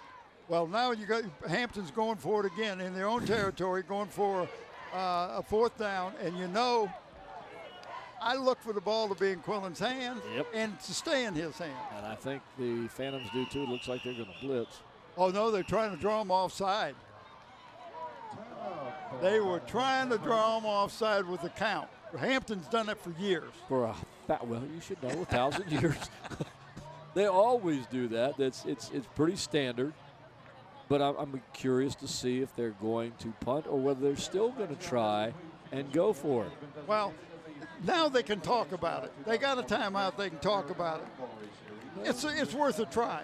The only thing it's going to cost you is a timeout. You hope that's not going to. You need that timeout at the end of the a game where you might need to stop the clock to get a field goal or one more play or whatever. So. And we see the answer right there, trotting onto the field to the right, number 99, Bo Lomax. And he's going to tell Bo where I want you to kick that ball, and Bo will do it. Yes, he will. To the right, to the left.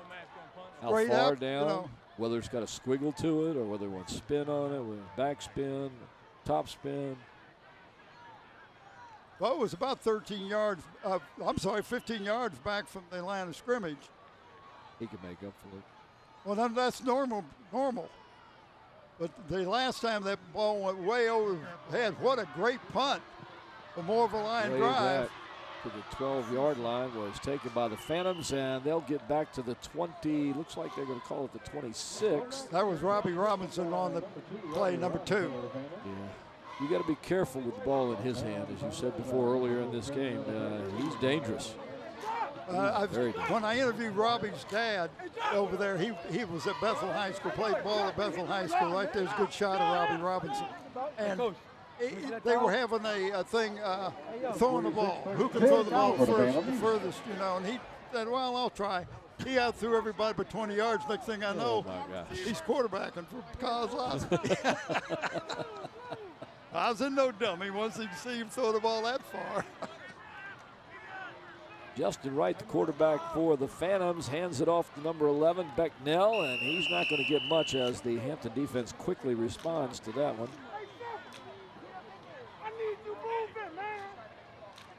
You know, I look at this game and the way it's being played, and you say, okay, what team's going to make the first mistake? Phoebus did. They made a mistake, but they didn't have to pay. No, they didn't. And I'm not sure Hampton made a mistake on that touchdown run by Becknell because it was just a good run. Let's see what happens the rest of the game.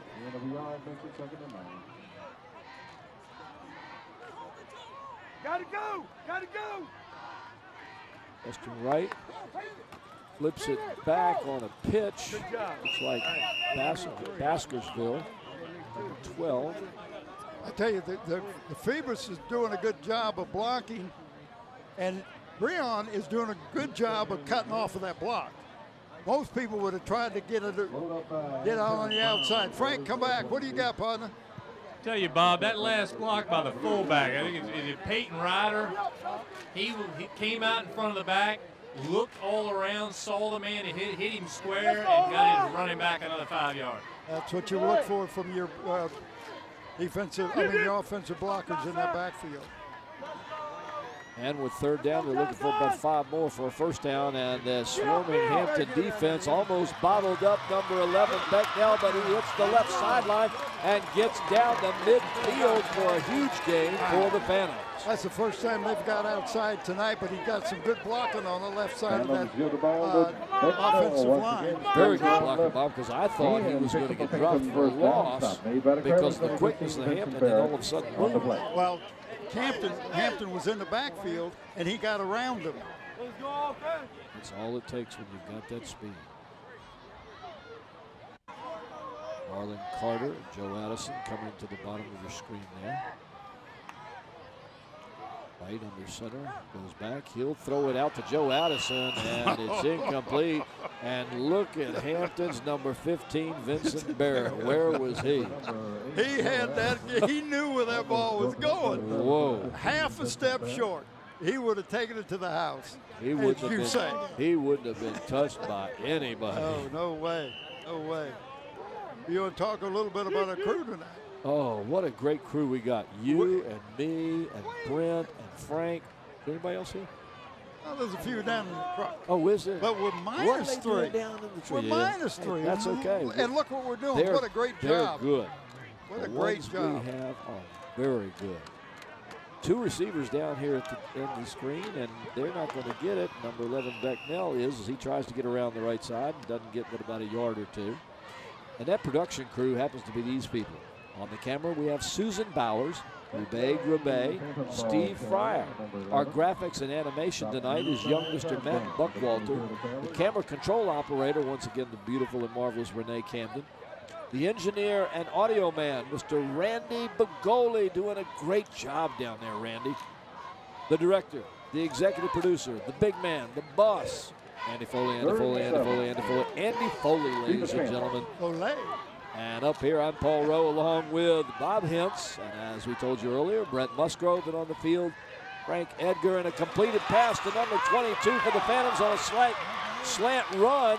And he's down to about the 26-yard line. Elijah Nelson. Wow.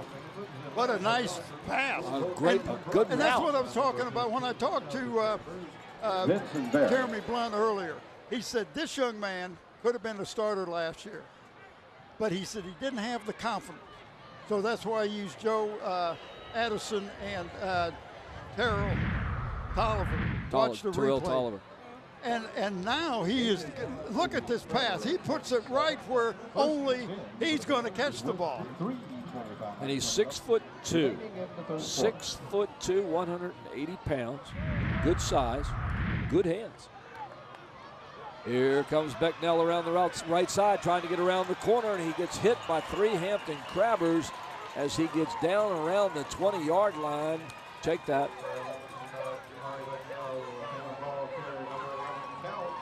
Looks like it's The spotted at about the 12-yard 12. line. Yeah.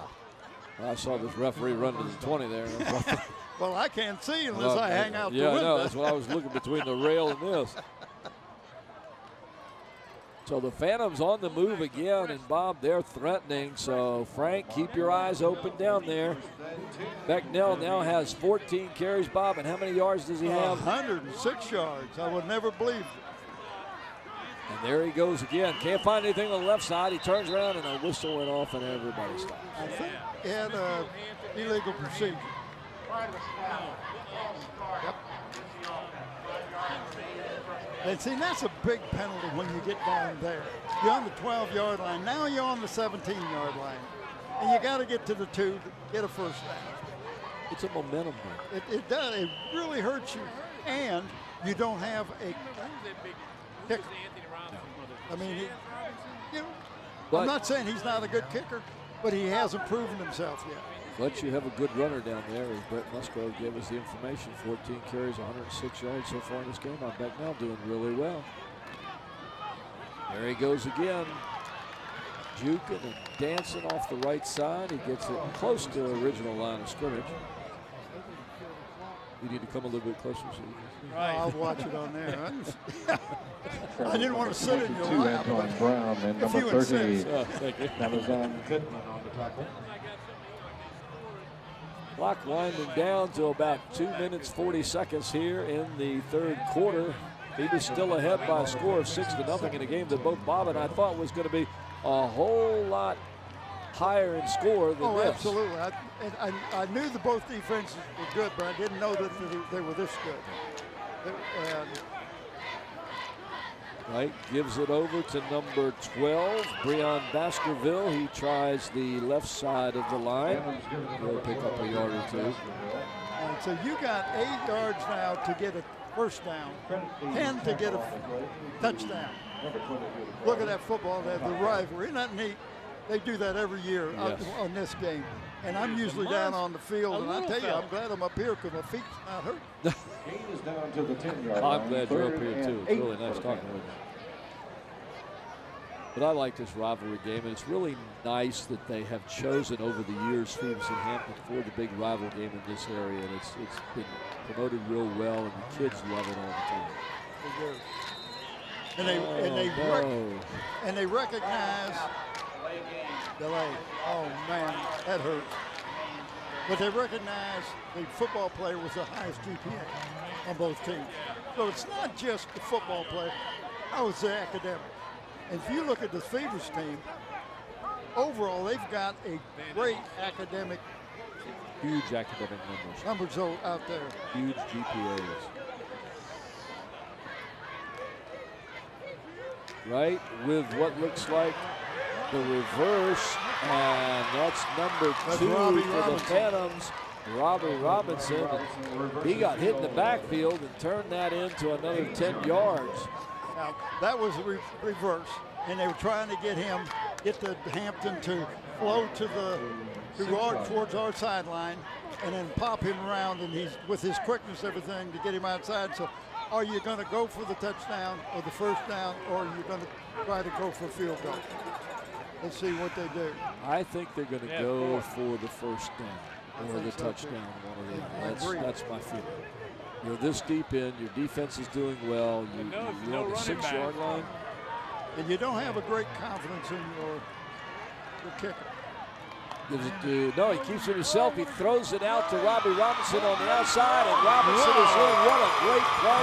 Several things have to go down. Straight to the pitch. Straight to the dive, straight to the pitch, straight keeping the ball. Hit Robbie Robinson, score a touchdown. That had everybody on defense thinking, what is going on? There's just too many options there to process that fact. If you have never seen that play on film, then you're like you and I. What's going on? What's the next thing, right? And you notice I didn't see anything. I saw what you do. Now they got to go for 2. Ooh. They got to get 14 points because Hampton can score a touchdown and kick a field extra point. And we saw last week Hampton score on the first play after they got in there. Here's the pass from right into the end zone. 4 people in coverage. That was what we call quadruple coverage, and that one was just not going to make it. Not at all. So it's going to remain Phoebus Phantoms 12 and the Hampton Crabbers 0 on the failed 2-point attempt. Still 2 scores. Still 2 scores. No question about that. And I just can't believe that Hampton has played 3 quarters and has not scored any points. I would have bet you money that it had at least 21 points into three quarters. And I would have bet that Phoebus would have had as many. Yeah, it's just one of these games. Let's go down, Frank. What do you got, Frank? Well, I tell you, if you watch that last drive by the Phantoms, watch the freshman fullback, Ryder. On several plays, he is out in front of Backnell or out in front of Baskerville, plowing the road, and they picked up first downs all the way down the field.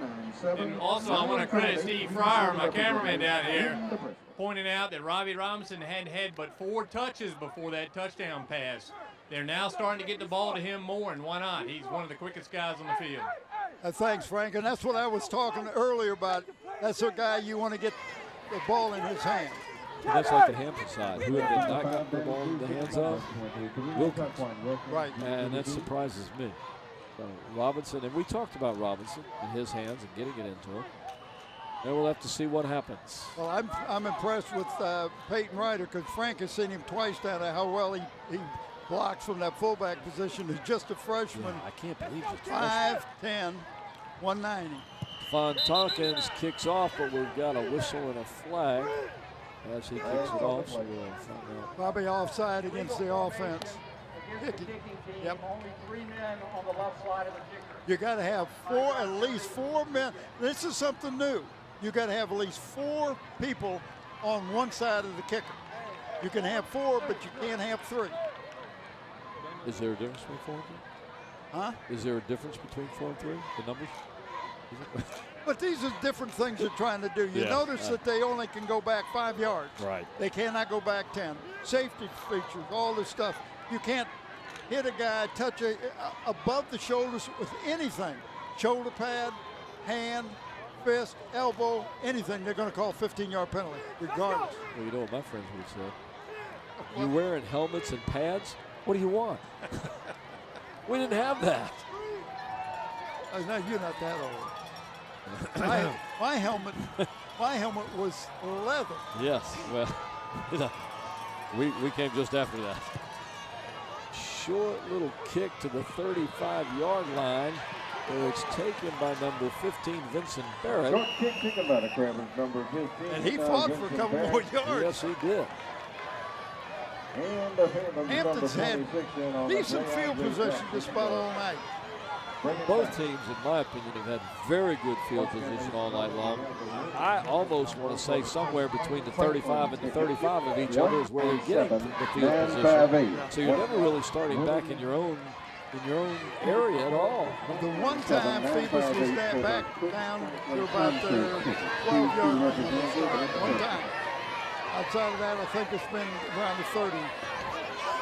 A little bit of hop in the step of the Phantoms as the Crabbers come up to the line of scrimmage. And receivers to either side. And they give it to the first man through. I think that is Barrett. And he's still trying to run. No, they let him go because they blew the whistle. He says, if you're going to let me go, I'm going to take off. And I don't blame him. I didn't hear no whistle. Vincent Barrett, number 15. Vincent Barrett, 1-5. Shortly on the play of about 4 yards. You see number 7, Marlon Carter. And with the Phantoms number 9, Chris Wilson.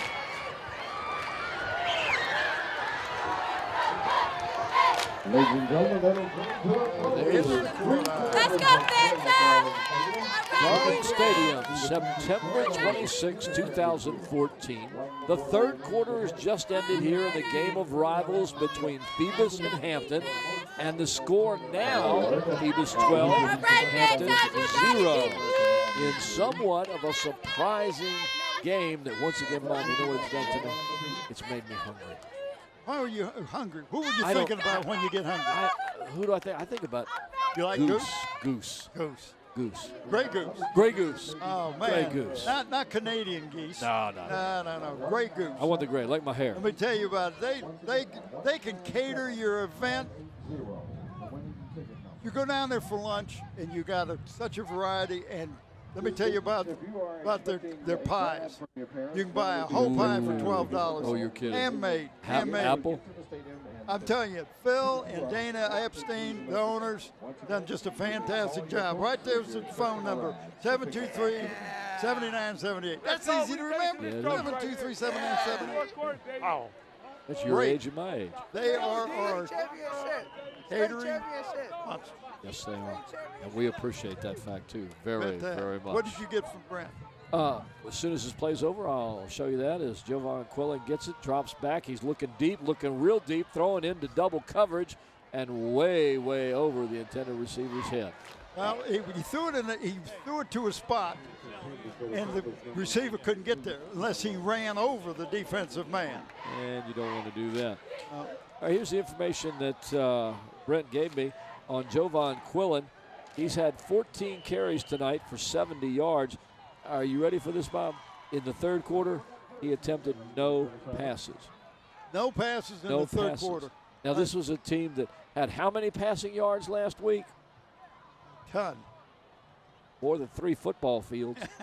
Tell you More that. than 300? Yes. My gracious. Let me tell you what he did. He did. Whoa. We've got a whistle on a bad snap. We got a flag. Looks like a legal procedure. Last week, Quillen was either ran or passed on 36 of 48 plays. So you think he might get the ball and do something with it and not hand it off? Definitely. I tell you, Mr. Musgrove's keeping us busy. This is Quillen continued. To go for a long ball, nothing short.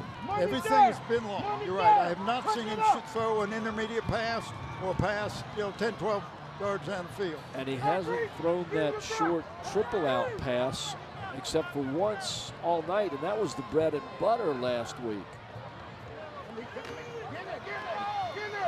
Can't go anywhere. The Phoebus defense just got in there on a blitz and broke down the line, and guess who that was? Number 70. Harry Lewis. Let me tell you what happened that time. We got a penalty flag. We'll see what that is first.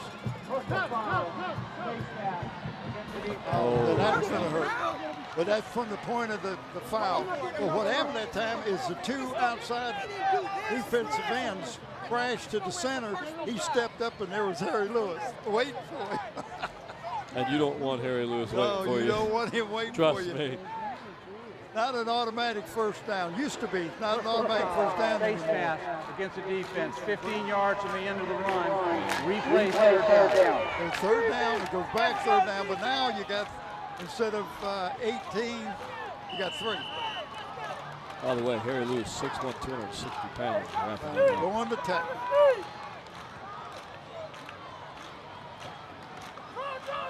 Quillen hands it off to and lost. smacked. That looked like Cal Key. Yes. For 11. That tackler that time. Really met him. Well, that was 84 for the Phantoms. Ooh. And that's Andre Smith, just a junior, 205, defensive end. He just introduced himself to the Hampton Grabbers, didn't he? He did that. And Hampton going to take a timeout now. But it's 4th and 6. What do you do? What did they do last time?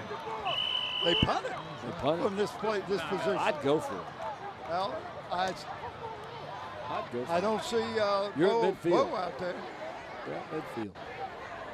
What this tells me is if you don't make it, I got confidence in my defense that we can get a turnout. There's those trips down at this end of the field. Bottom of your screen. Quillen gets it. It drops and he's going to have to take off. A busted play, and he pitches it back. And it's going to be a first down. Oh my gosh. Wow. All right, Frank, what do you got down there? Well, you guys may notice, but Robbie Robinson is not on the field for the Phantoms. He's over here on the bench.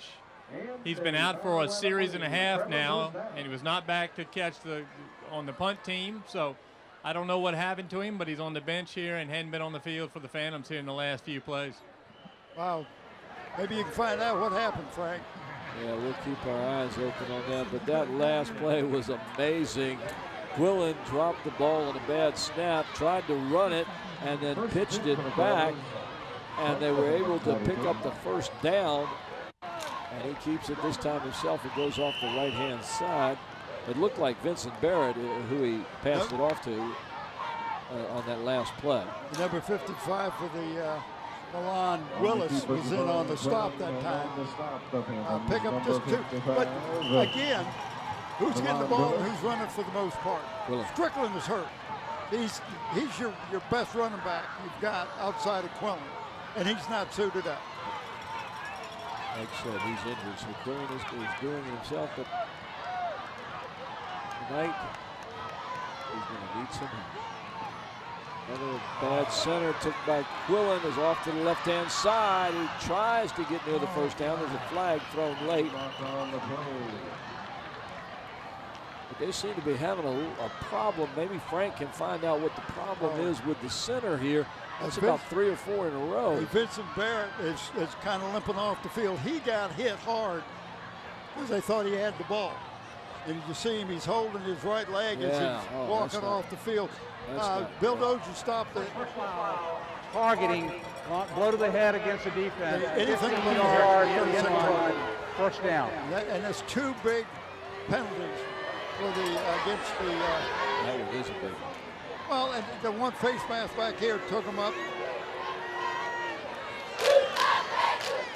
These are things that the coaches have been told and the players have been told, you don't target, you don't go for anything above the shoulder. Right. And sometimes when a kid is running and he puts his head down, it's inadvertent, but it's still a penalty. You don't have a choice. Yeah. Quillen hands it off for about a yard.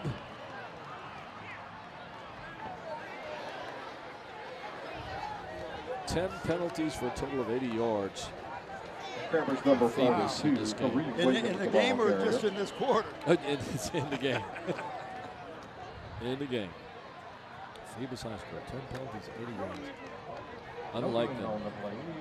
Well, that's a surprise. I hope Robbie's not hurt bad because he is usually he's that free safety back there that kind of is a free agent back there, can kind of go for the ball.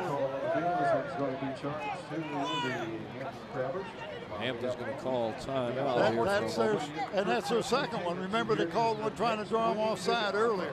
That's right, and if you're watching our game right now, you can tell how many timeouts the team has by looking underneath their logo and their name, where you see the Hampton Crabbers, you can see a yellow bar. That means there's 1 timeout left. Under the Feebas Phantoms, you see 3 yellow bars, and that means they have 3 timeouts left. Frank, what do you got down there? Well, I checked with the trainer for the Phantoms, and she was very secretive about what had happened to Robinson. He's still on the bench, doing a lot of squinting. I'm not sure if he didn't get hit hard and may have rung his bell a little bit, but he looks to me like he's going to be on the bench the rest of the night. She says it's up in the air. Okay, thanks a lot, Frank. Appreciate that. Frank, can you hear me? Yeah, I got it. I got a question for you. In a series of plays here, about 4 in a row, the Crabbers had a problem with the center. Was there a problem with the center? Something wrong there, or just one of those things that happened? I think it's one of those things that happened. The field is actually wetter than it appears.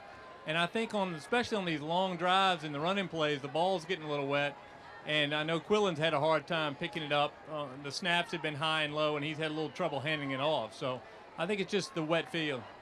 All right, there you go, ladies and gentlemen. Frank Edgar with the word on the field. There goes Quillen back to pass. He's looking deep. He's looking at the end zone, and he throws it well over his intended target. And it looked like number 11, Cal Key, he was looking for. You got Cal Key, you got Wilkins, and I'm sure Wilkins is being pretty well double teamed. He must be. Yeah, You're not going to give him a free, because to me, when I'm down on the field and I'm watching him, and I'm talking about last year, as long as we've been playing, get the ball close to him, he can catch it. He's great baseball player. Great baseball, very good eye-hand coordination. You get that ball close, he's going to, if it's in his hands, it's his. You ain't going to get it. And he's got good speed. Absolutely. Quillen with another bad snap, and he's having to take it himself, and he's going to try and get somewhere near the 15 and somewhere around the 14. I think. And that's again what you talked about, and Frank is right. That ball is evidently a little slippery, and I'm surprised. I'm watching the umpire. He's not wiping the ball off. That's one of the things you do. Normally, that umpire is George Adamowski, a friend of mine. He's up at 10. Well, if I were the center, I'd be saying something about it, or even Jovan Quillen say something. You go up and say, hey, can you wipe it off a little bit? Well, now the Crabbers another 4th down here deep in Phantom territory. To see what happens here. Quillen pitches it out, and the Phantoms hold them. What a great defensive play. What a great defensive play. Good lateral pursuit by the Phantom defense. And you look at Marcus Lewis, number 15, senior, defensive back, came up and put a good hit on the run. Well, that'll turn the ball over to the Phantoms at their own 14-yard line, 13 and a half actually, but we'll call it 14. Look how much time we got. 8 minutes. Time is running out for the Hampton Crabbers here at Darling Stadium, September 26th, and they need to do something. Well, and Phoebus wants to get some first downs, but they can't play too conservative. No, they can't. They got to do what they were doing before. Look at Becknell on it, taking it to one side, can't find anywhere. He reverses field, comes all the way across. He's not going to get a whole lot of yards going from east to west. But I'll tell you what, Bob, he traveled a long way north and south. He needs to go north and south. Well, is exactly what you're talking about. I know what the directions are. Yeah. But in football, north and south is up and down. But he must have run about 50 yards and picked up what? About 5. It was a great job of running. But he would have lost yardage if he'd stayed going to the right-hand side. He sure would. And he's in the backfield now, and a bad snap to Wright, who gives it to Becknell but keeps it himself, then throws a little short pass over to number 9. Is that number 8? Number 8, I'm sorry. Joe Addison. Marker on the play. That was a busted play, and they got some positive yardage out of that, but it looks like there's a flag right here on the sideline, Bob. Well, he stepped out of bounds. There is no foul on the play for an eligible downfield. The pass was caught behind the line of scrimmage. Third down. The flag was the illegal receiver down the field. But if the pass is thrown to the runner in the backfield, it doesn't make any difference, and that's what happened. Good call. No flag. Let it go. So now we got looks like about 2 or 3 yards. Just about for a first down.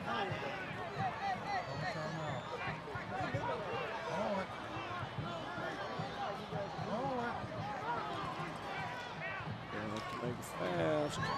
White hands it off to number 12. That's Breon Baskerville on the right side. He turned the corner and bring it up across the 30-yard line. Picks up that first down, and that's a big first down because your back is to your own goal line. And if you turn the ball over, or if you have to punt, then Hampton's going to get great field position. So you got to get 2 or 3 first downs. You get 2 or 3 first downs, you're going to run the clock. You got a chance of shutting out Hampton. I don't know the last time Hampton was shut out, point-wise. Probably been a while. But this is where Phoebus needs to get into the old Phoebus mode.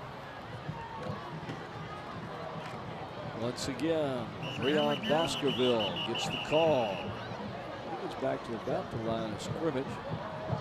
We got 6:27 and counting on the clock. And did you hear the news from the truck last year? Hampton did get shut. I heard That was But you're not going to find it very often. I mean, they went over, played over at the Sportsplex last year. Brett and I went over did that ball game, and Hampton played a great Salem. They led Salem at the end of the first half. and then ended up getting beat. The spread Phoebus offense all across the field. Wright gives it to Becknell, finds an open hole, busts a tackle, clips another. He's in the open field. It's going to be a foot race if he can get a block or a change in the move. What a great dude!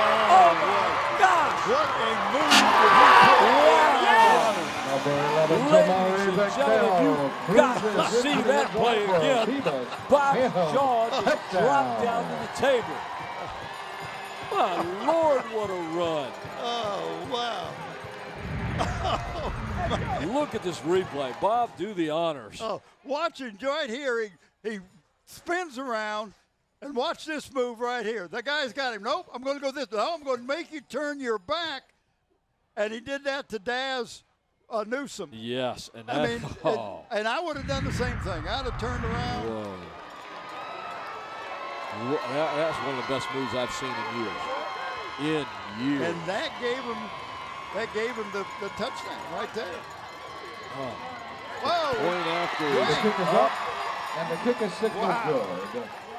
And number 95, Gerard Riley, kicks it right through the uprights for the extra point. And ladies and gentlemen, this game has taken a turn here in the fourth quarter as the Phantoms have just broken loose on a great run for a score of 19-0 with 5:43 left in the game. Oh my goodness. I just can't believe. Did you see that move? I'll be talking about that for a week. That was a move. That was. And that was Becknell, and who knows how many yards he has. Oh, yes, I agree. And look, all you do is ask, and the man brings it for you. Brent Musgrove hands me this. 184 yards on how many carries? 17. Fantastic. What a night he's had. That's about 10 yards plus. And I tell you, there's a lot of people that did not think Feebas would be on the same field with the Crabbers tonight. But they've really improved. I watched them play Warwick, and they did not impress me at all. A squibbly kick goes out about the 11-yard line as they're keeping it away from the speed of the Hampton Crabbers. Well, yeah, I wonder why. That's Stephon Tonkin, that's number 90, is the kicked that ball. But there you see some Feebas fans excited about the fact that their team is ahead 19-0 here at Darling Stadium on September 26, 2014. I'm Paul Rowe along with Bob Hintz. We have Brent Musgrove up in the box with us. And on the field, Frank Edgar. That bounce, baby. Frank's done a great job. I think Frank just ought to be on the field all the time. Oh, I do too. I think Frank does a great job on the field. Oh, he does. Dovon Quillen with the keeper off the left tackle. He'll get to about the 39-yard line, and Hampton is going to have to move this ball with 5:30 left in this game. Well, and they've got to come up with 3 scores. Yes, they do, and that's going to be And you got 5 minutes under 5:30 counting, and you got 1 timeout. So you're not going to be able to stop the clock until you have first down to stop the clock. You go out of bounds, you'll stop the clock. That's it. And one timeout. Grabbers are going to have to put it in the air. They've got those 3 trips over there. They got plenty of coverage. Meaning Phoebus has plenty of coverage on it. Quan Wilkins with the reverse. He's got a big opening over there if he can get a block. And real quickly for the Phantoms, 2 defensive players. They were there. And that was number 42 that really kind of blocked the way to go anywhere. I'm trying to find out who that Peyton is. Ryder. Yeah. That is the young freshman that wanted to play fullback. Now, he's not the one that made the tackle, folks, but he changed that play by coming in and forcing the runner further out, letting him run parallel rather than vertical. Very good. Did I say that right? Made him go west rather than south. I got to remember that. Spread offense. Quillen with a little quiet. It's intercepted at the line by the Phantoms. And that is number, it looks like 84 for the Phoebus Phantoms. Andre Smith. And he just stood up and grabbed that ball right out of the air. And ladies and gentlemen, Well, that hurts. You teach your linemen, if you can't get to the quarterback, get your hands up in the air, try to bat it down. He got his hands up in the air and caught the ball. Yeah. Oh, my goodness. That could be the. Yeah, don't say it. That could be the one. 6'1", 205 defensive end for the Phantoms. And now they take over on the 32-yard line, 1st and 10 in Crabber territory. Wright gives it off to that man again, Becknell, and he gets around the corner and down to the 25. Got a flag at the 30-yard line. Well, we got to start thinking of player of the game. Tidewater Team Sports gives us T-shirts, select the player of the game. Dave Chubb and Terry McLemore out there. The phone number is 594-0411.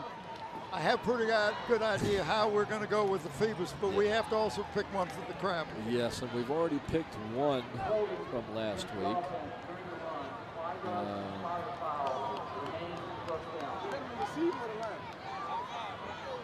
That's going to be a tough one. Yep, it is that. Kick out, Jay. Jay, kick out hard. I tell you, this game is nothing like what I thought it would be. I thought it'd be much closer. Not taking anything away from either one of these two teams. I think they both come out and played hard. Quillen was just not on with his passes tonight. You and I were talking with Brent Musgrove, pointed out to us that he was going for the long pass, no intermediate, no short passes, not the double screens that we saw last week and all that stuff. But he just wasn't on target tonight. And you throw the ball, you overthrow, you underthrow.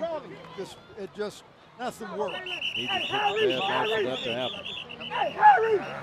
Come on, man! Quillen has thrown 14 passes tonight. He's completed 3 and had 1 intercepted. And that is not like what you saw last year. 3 completions out of 14 attempts. That's not a night that he's going to think about, but he'll look at the film, he'll see what he did wrong, and he'll he told me I was out. I think he need to go back to some of those little short bowling passes. But he goes with the plays that are called by the coach. I know. Right back to pass this time, and he's going deep, and actually it's broken up by his own receiver. It was going to be intercepted by the Crabbers. That's Nelson again, number 22 for the Phantoms. I didn't see who the defensive man on that side was. That 14? It was 12, I believe. 12. Yes. Ricky Hatcher. Yes, I believe it was. Let's go! Smart move by Nelson to get up there and knock that ball away. Pass is incomplete. 3 minutes, 39 seconds left in the game here at Darling Stadium. Phoebus with a 19-0 lead. As Bob said, it's been a well-fought game. Both teams have had very good defenses. Phoebus has made the most of their offense tonight. Running. Right back, looking to throw, and he is sacked. Nobody touched the number 15. That's Vincent Barrett again. He's been all over the place tonight. He came up, and poor Mr. Wright, he had no idea he was coming. Barrett has been all over the place, running the ball. He's taken that flip. He's made sacks left and right. He's just played one whale of a game. Want to go to Brent? Well, we don't want to go to Brent, but we'll go down to Frank. Hey guys, you probably have noticed up there, but Tyquan Wilkins has touched the ball by my count maybe twice on offense tonight. That's been a big difference from the Crabbers game last week when he and Quillen carried the offense together. Tonight, the Phantoms have done a great job denying Wilkins the ball, and you see the result. It's been completely unbelievable up here, Frank. that this has happened, and Wilkins not getting the ball. Daz is not getting the ball.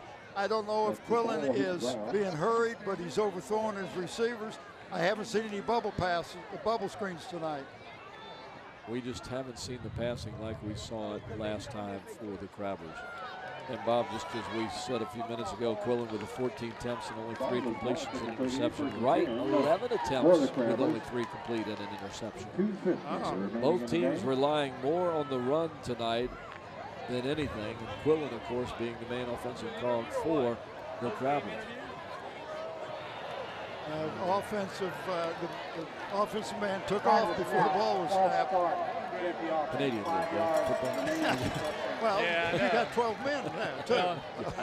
9 o'clock. That's where that other guy came from. Oh, my goodness. 2 minutes, 49 seconds. They got that flag. And you know, these are things that happen when you're trying to make up. There's no way the Hampton Crabbers are going to get 3 or well, 2 minutes 44 seconds. If I say that, sure enough, they'll score 3 times. What did my father always say? Never say never. Never say never. You're absolutely right. Ball's in Quillen's hand, and he keeps it around the left-hand side trying to get some yardage, and he's going to get over to the line of scrimmage. He keeps on going, busted tackle. He gets, looks like he gets close to the first down, Bob. If you saw that play, the defensive man was chasing him. An offensive man dove and hit his feet out from under him like he tackled the defensive guy chasing Quillen. No flag flown. That was unbelievable. Oh. I didn't think you could do that. Well, is that a timeout? Phoebus' timeout. yes, look at it. You've noticed it, but for those of you looking at the TV, look at that nice little scoring bar, or whatever you want to call it, any other name for it.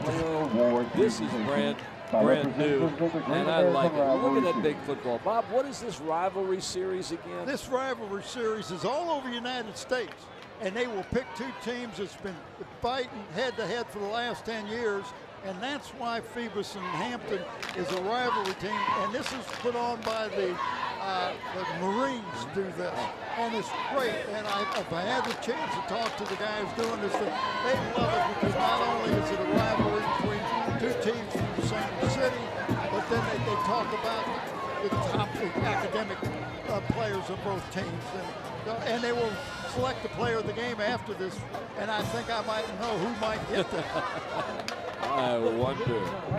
And I tell you, Frank, it's 2 minutes, 30 seconds ago. I am going to give you the players of the game from Feebas Phantoms. But I'm pumped. Frank Campbell. Frank, well, I'm talking to Frank, too.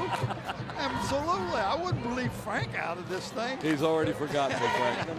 But Joe Al Becknell for the Crabbers for 100, and how many yards he's 184 plus. And for the Hampton Crabbers, defense has done a great job all night. Vincent Barrow. And just as you're saying that, Jovan Quillen finds number 88, Tyrone Blackman, the senior tight end, in the end zone for the Crabbers' first score of the evening. Now, Bob, you said, Oh, man. There it is, a great pass by Jovan Quillen. He just sat back in the pocket, put it out there right where Blackman could get to it, and Blackman was up there, and he just pulled it in. 6 points for the Crabbers, and they're going to be going for 2, obviously, in this situation. Well, you did. The pitch out goes to number 15, Vincent Barrett, who goes in for the point after, and they'll get 2 points for that. So now the score will be Phoebus 19, Hampton 8, with 2:30 left to go in the game. Now you can score a touchdown, 2-point conversion, and a 3-pointer field goal to tie the game. Here we watch the touchdown that you was talking about. Quillen just stays right in the pocket. Oh, man, did he go up in the air for that. He was 3 defensive players around him. He he just went up and grabbed that one and brought it down. Great hands, excellent hands, good pass. And that was number 88, Tyrone Blackman. Yes. Man, what a great job he did. Looked that ball right into his hand. You think they might try an onside kick? Do they allow it anymore? Yeah, they do allow them. But you can't get that running start 10 yards behind the ball because you can only be 5 yards back from the ball. Well, I don't mind that. I never understood why they went so far back to keep it so short anyway. Well, but just you got the it. speed. Maybe you get there before anything happens. But I tell you what I would do if I was the Warriors, the Crabbers, the Phantoms. I would pull my guys with great hands, my receiver, up there to get the onside kick.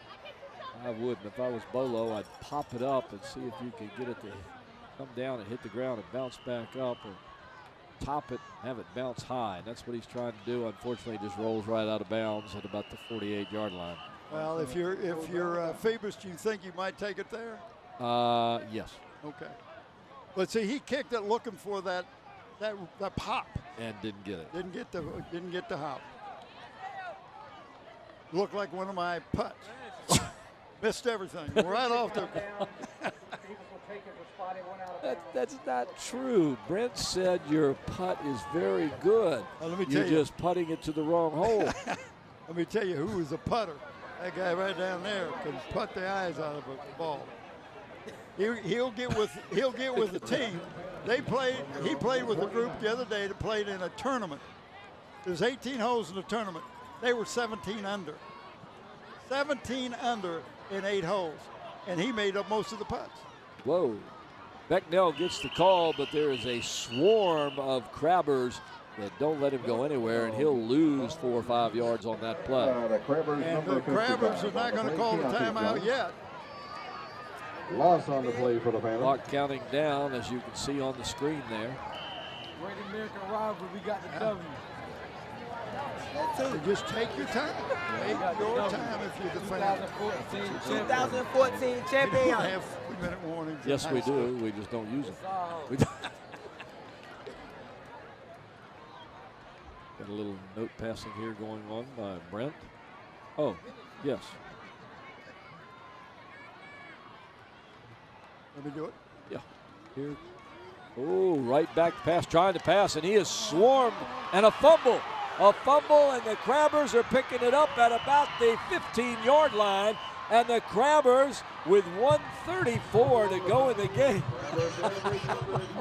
Bob is going, oh no, have got the ball. Why would you try? Why would you even? Oh my God! Good. Wright goes back on that one, trying to pass. Crabbers blitz. They trap Wright on this replay. He drops the ball, and the Crabbers pick it up. Watch this. Wright tries to turn, then he puts the ball up, tries to throw it again, and pulls it back. And when he does, he's hit by the Crabbers. They get the ball. They're back in business. 134 from about the 16-yard line, 17-yard line. Dogon Quillen in the backfield along with Vincent Barrett. Quillen has it. He'll flip it to Barrett. Barrett tries to sidestep one tackle, and he loses the ball. And the Phantoms recover it on their own 25-yard line. Oh, He giveth and he taketh away. boy, just saved me. My Oh, man. goodness. I tell you, this has been an experience up here with you tonight. Enjoyed it. Oh, it's been First time great. I've been up in the booth, and It's been a while, and this is where I Recovery belong. made at This is the where I belong. It's been fun 25-yard doing line. the game First with you. and Like I 10 said, from it's been there. many years since you and I did that first game together, and one of only maybe 2 we ever did. And the memories were good. I was scared, but the memories were good. And tonight, oh, Bob, it was so nice. It was like old home week with you. Oh, I appreciate that because I had a great time tonight. Right, this time just hands it off to Becknell, number 11. It looks like the Phantoms are just going to run this game out here, and probably what they should have done before, but they learned their lesson, I think, on that last series of downs. and they'll just put it on the ground for the last couple of minutes or seconds in this game. I don't think Hampton's going to call their last timeout. They may call the last time out, but they know 19 points, that's going to be tough. Well, I don't want to say anything and put myself in that position, but it's going to be tough. I might get a call from Mike Smith, but there was nothing derogatory about the Crabbers. It was just not at all. The They way played that great both defense. teams have played tonight. You wouldn't expect them to score a lot of points in a few minutes. And tell us who those players of the game again are, Bob. The young man right there, Becknell. Boy, does he use his blockers. Does he use his blockers? He's over 200 yards tonight.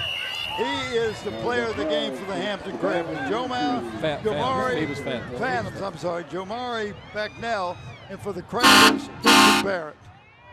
Two good young boys, young players, young adults really, who have just played marvelous games tonight on this field here at Darling Stadium. Watch this replay. This is unbelievable. The way he makes the play, extends it. He extends it. Okay, right here. Okay, I'm going to get no. I'm going to go outside. No, I'm going to come back. I miss you. Uh-oh. And then it's going to take 3 or 4 of you to get me down. 21 carries for 211 yards as the clock winds down here at Darling Stadium, September the 26th, 2014, and in a game billed as a rivalry game here at Darling Stadium, the Phoebus Phantoms take the Hampton Crabbers 19-8. Bob, thoughts on the game? Wow, yes. I'm speechless because there was not any points scored in bunches tonight. They were just taking their time and just running the ball. Nobody could pass the ball very good right at the beginning, but you got to take your hat off to both coaches, both teams. They played a great game. When you get 19-18, it's a game that close with this kind of athletes, and we're going to see a lot of these players next year. Yes, we are. They're young. They're very, very young. They're young, they're quick, they're fast, and they're gaining experiences. Frank, do you have any last messages before we leave? A great ball game by the Phantoms. Becknell was terrific tonight. The line played very well, and the defense stopped the Crabbers' main weapon, Tyquan Wilkins, on the corner. They couldn't get the ball to him or to Newsom. And hey, Frank, one more thing. Where are you going to go eat for lunch? Well, if it was open now, I'd go to the Grey Goose, but I'll go tomorrow between 11 and 3 and pick up some chicken salad and some Brunswick stew. You got it, baby. Ladies and gentlemen, please support the Grey Goose, our sponsors here at LSC. And ladies and gentlemen, thank you for joining us tonight in this great game between the Hampton Crabbers and the Phoebus Phantoms, won by the Phantoms by a score of 19-8. For Paul Rowe, Bob Hintz, Brent Musgrove, and Frank Edgar, good night, everybody. We'll see you next time.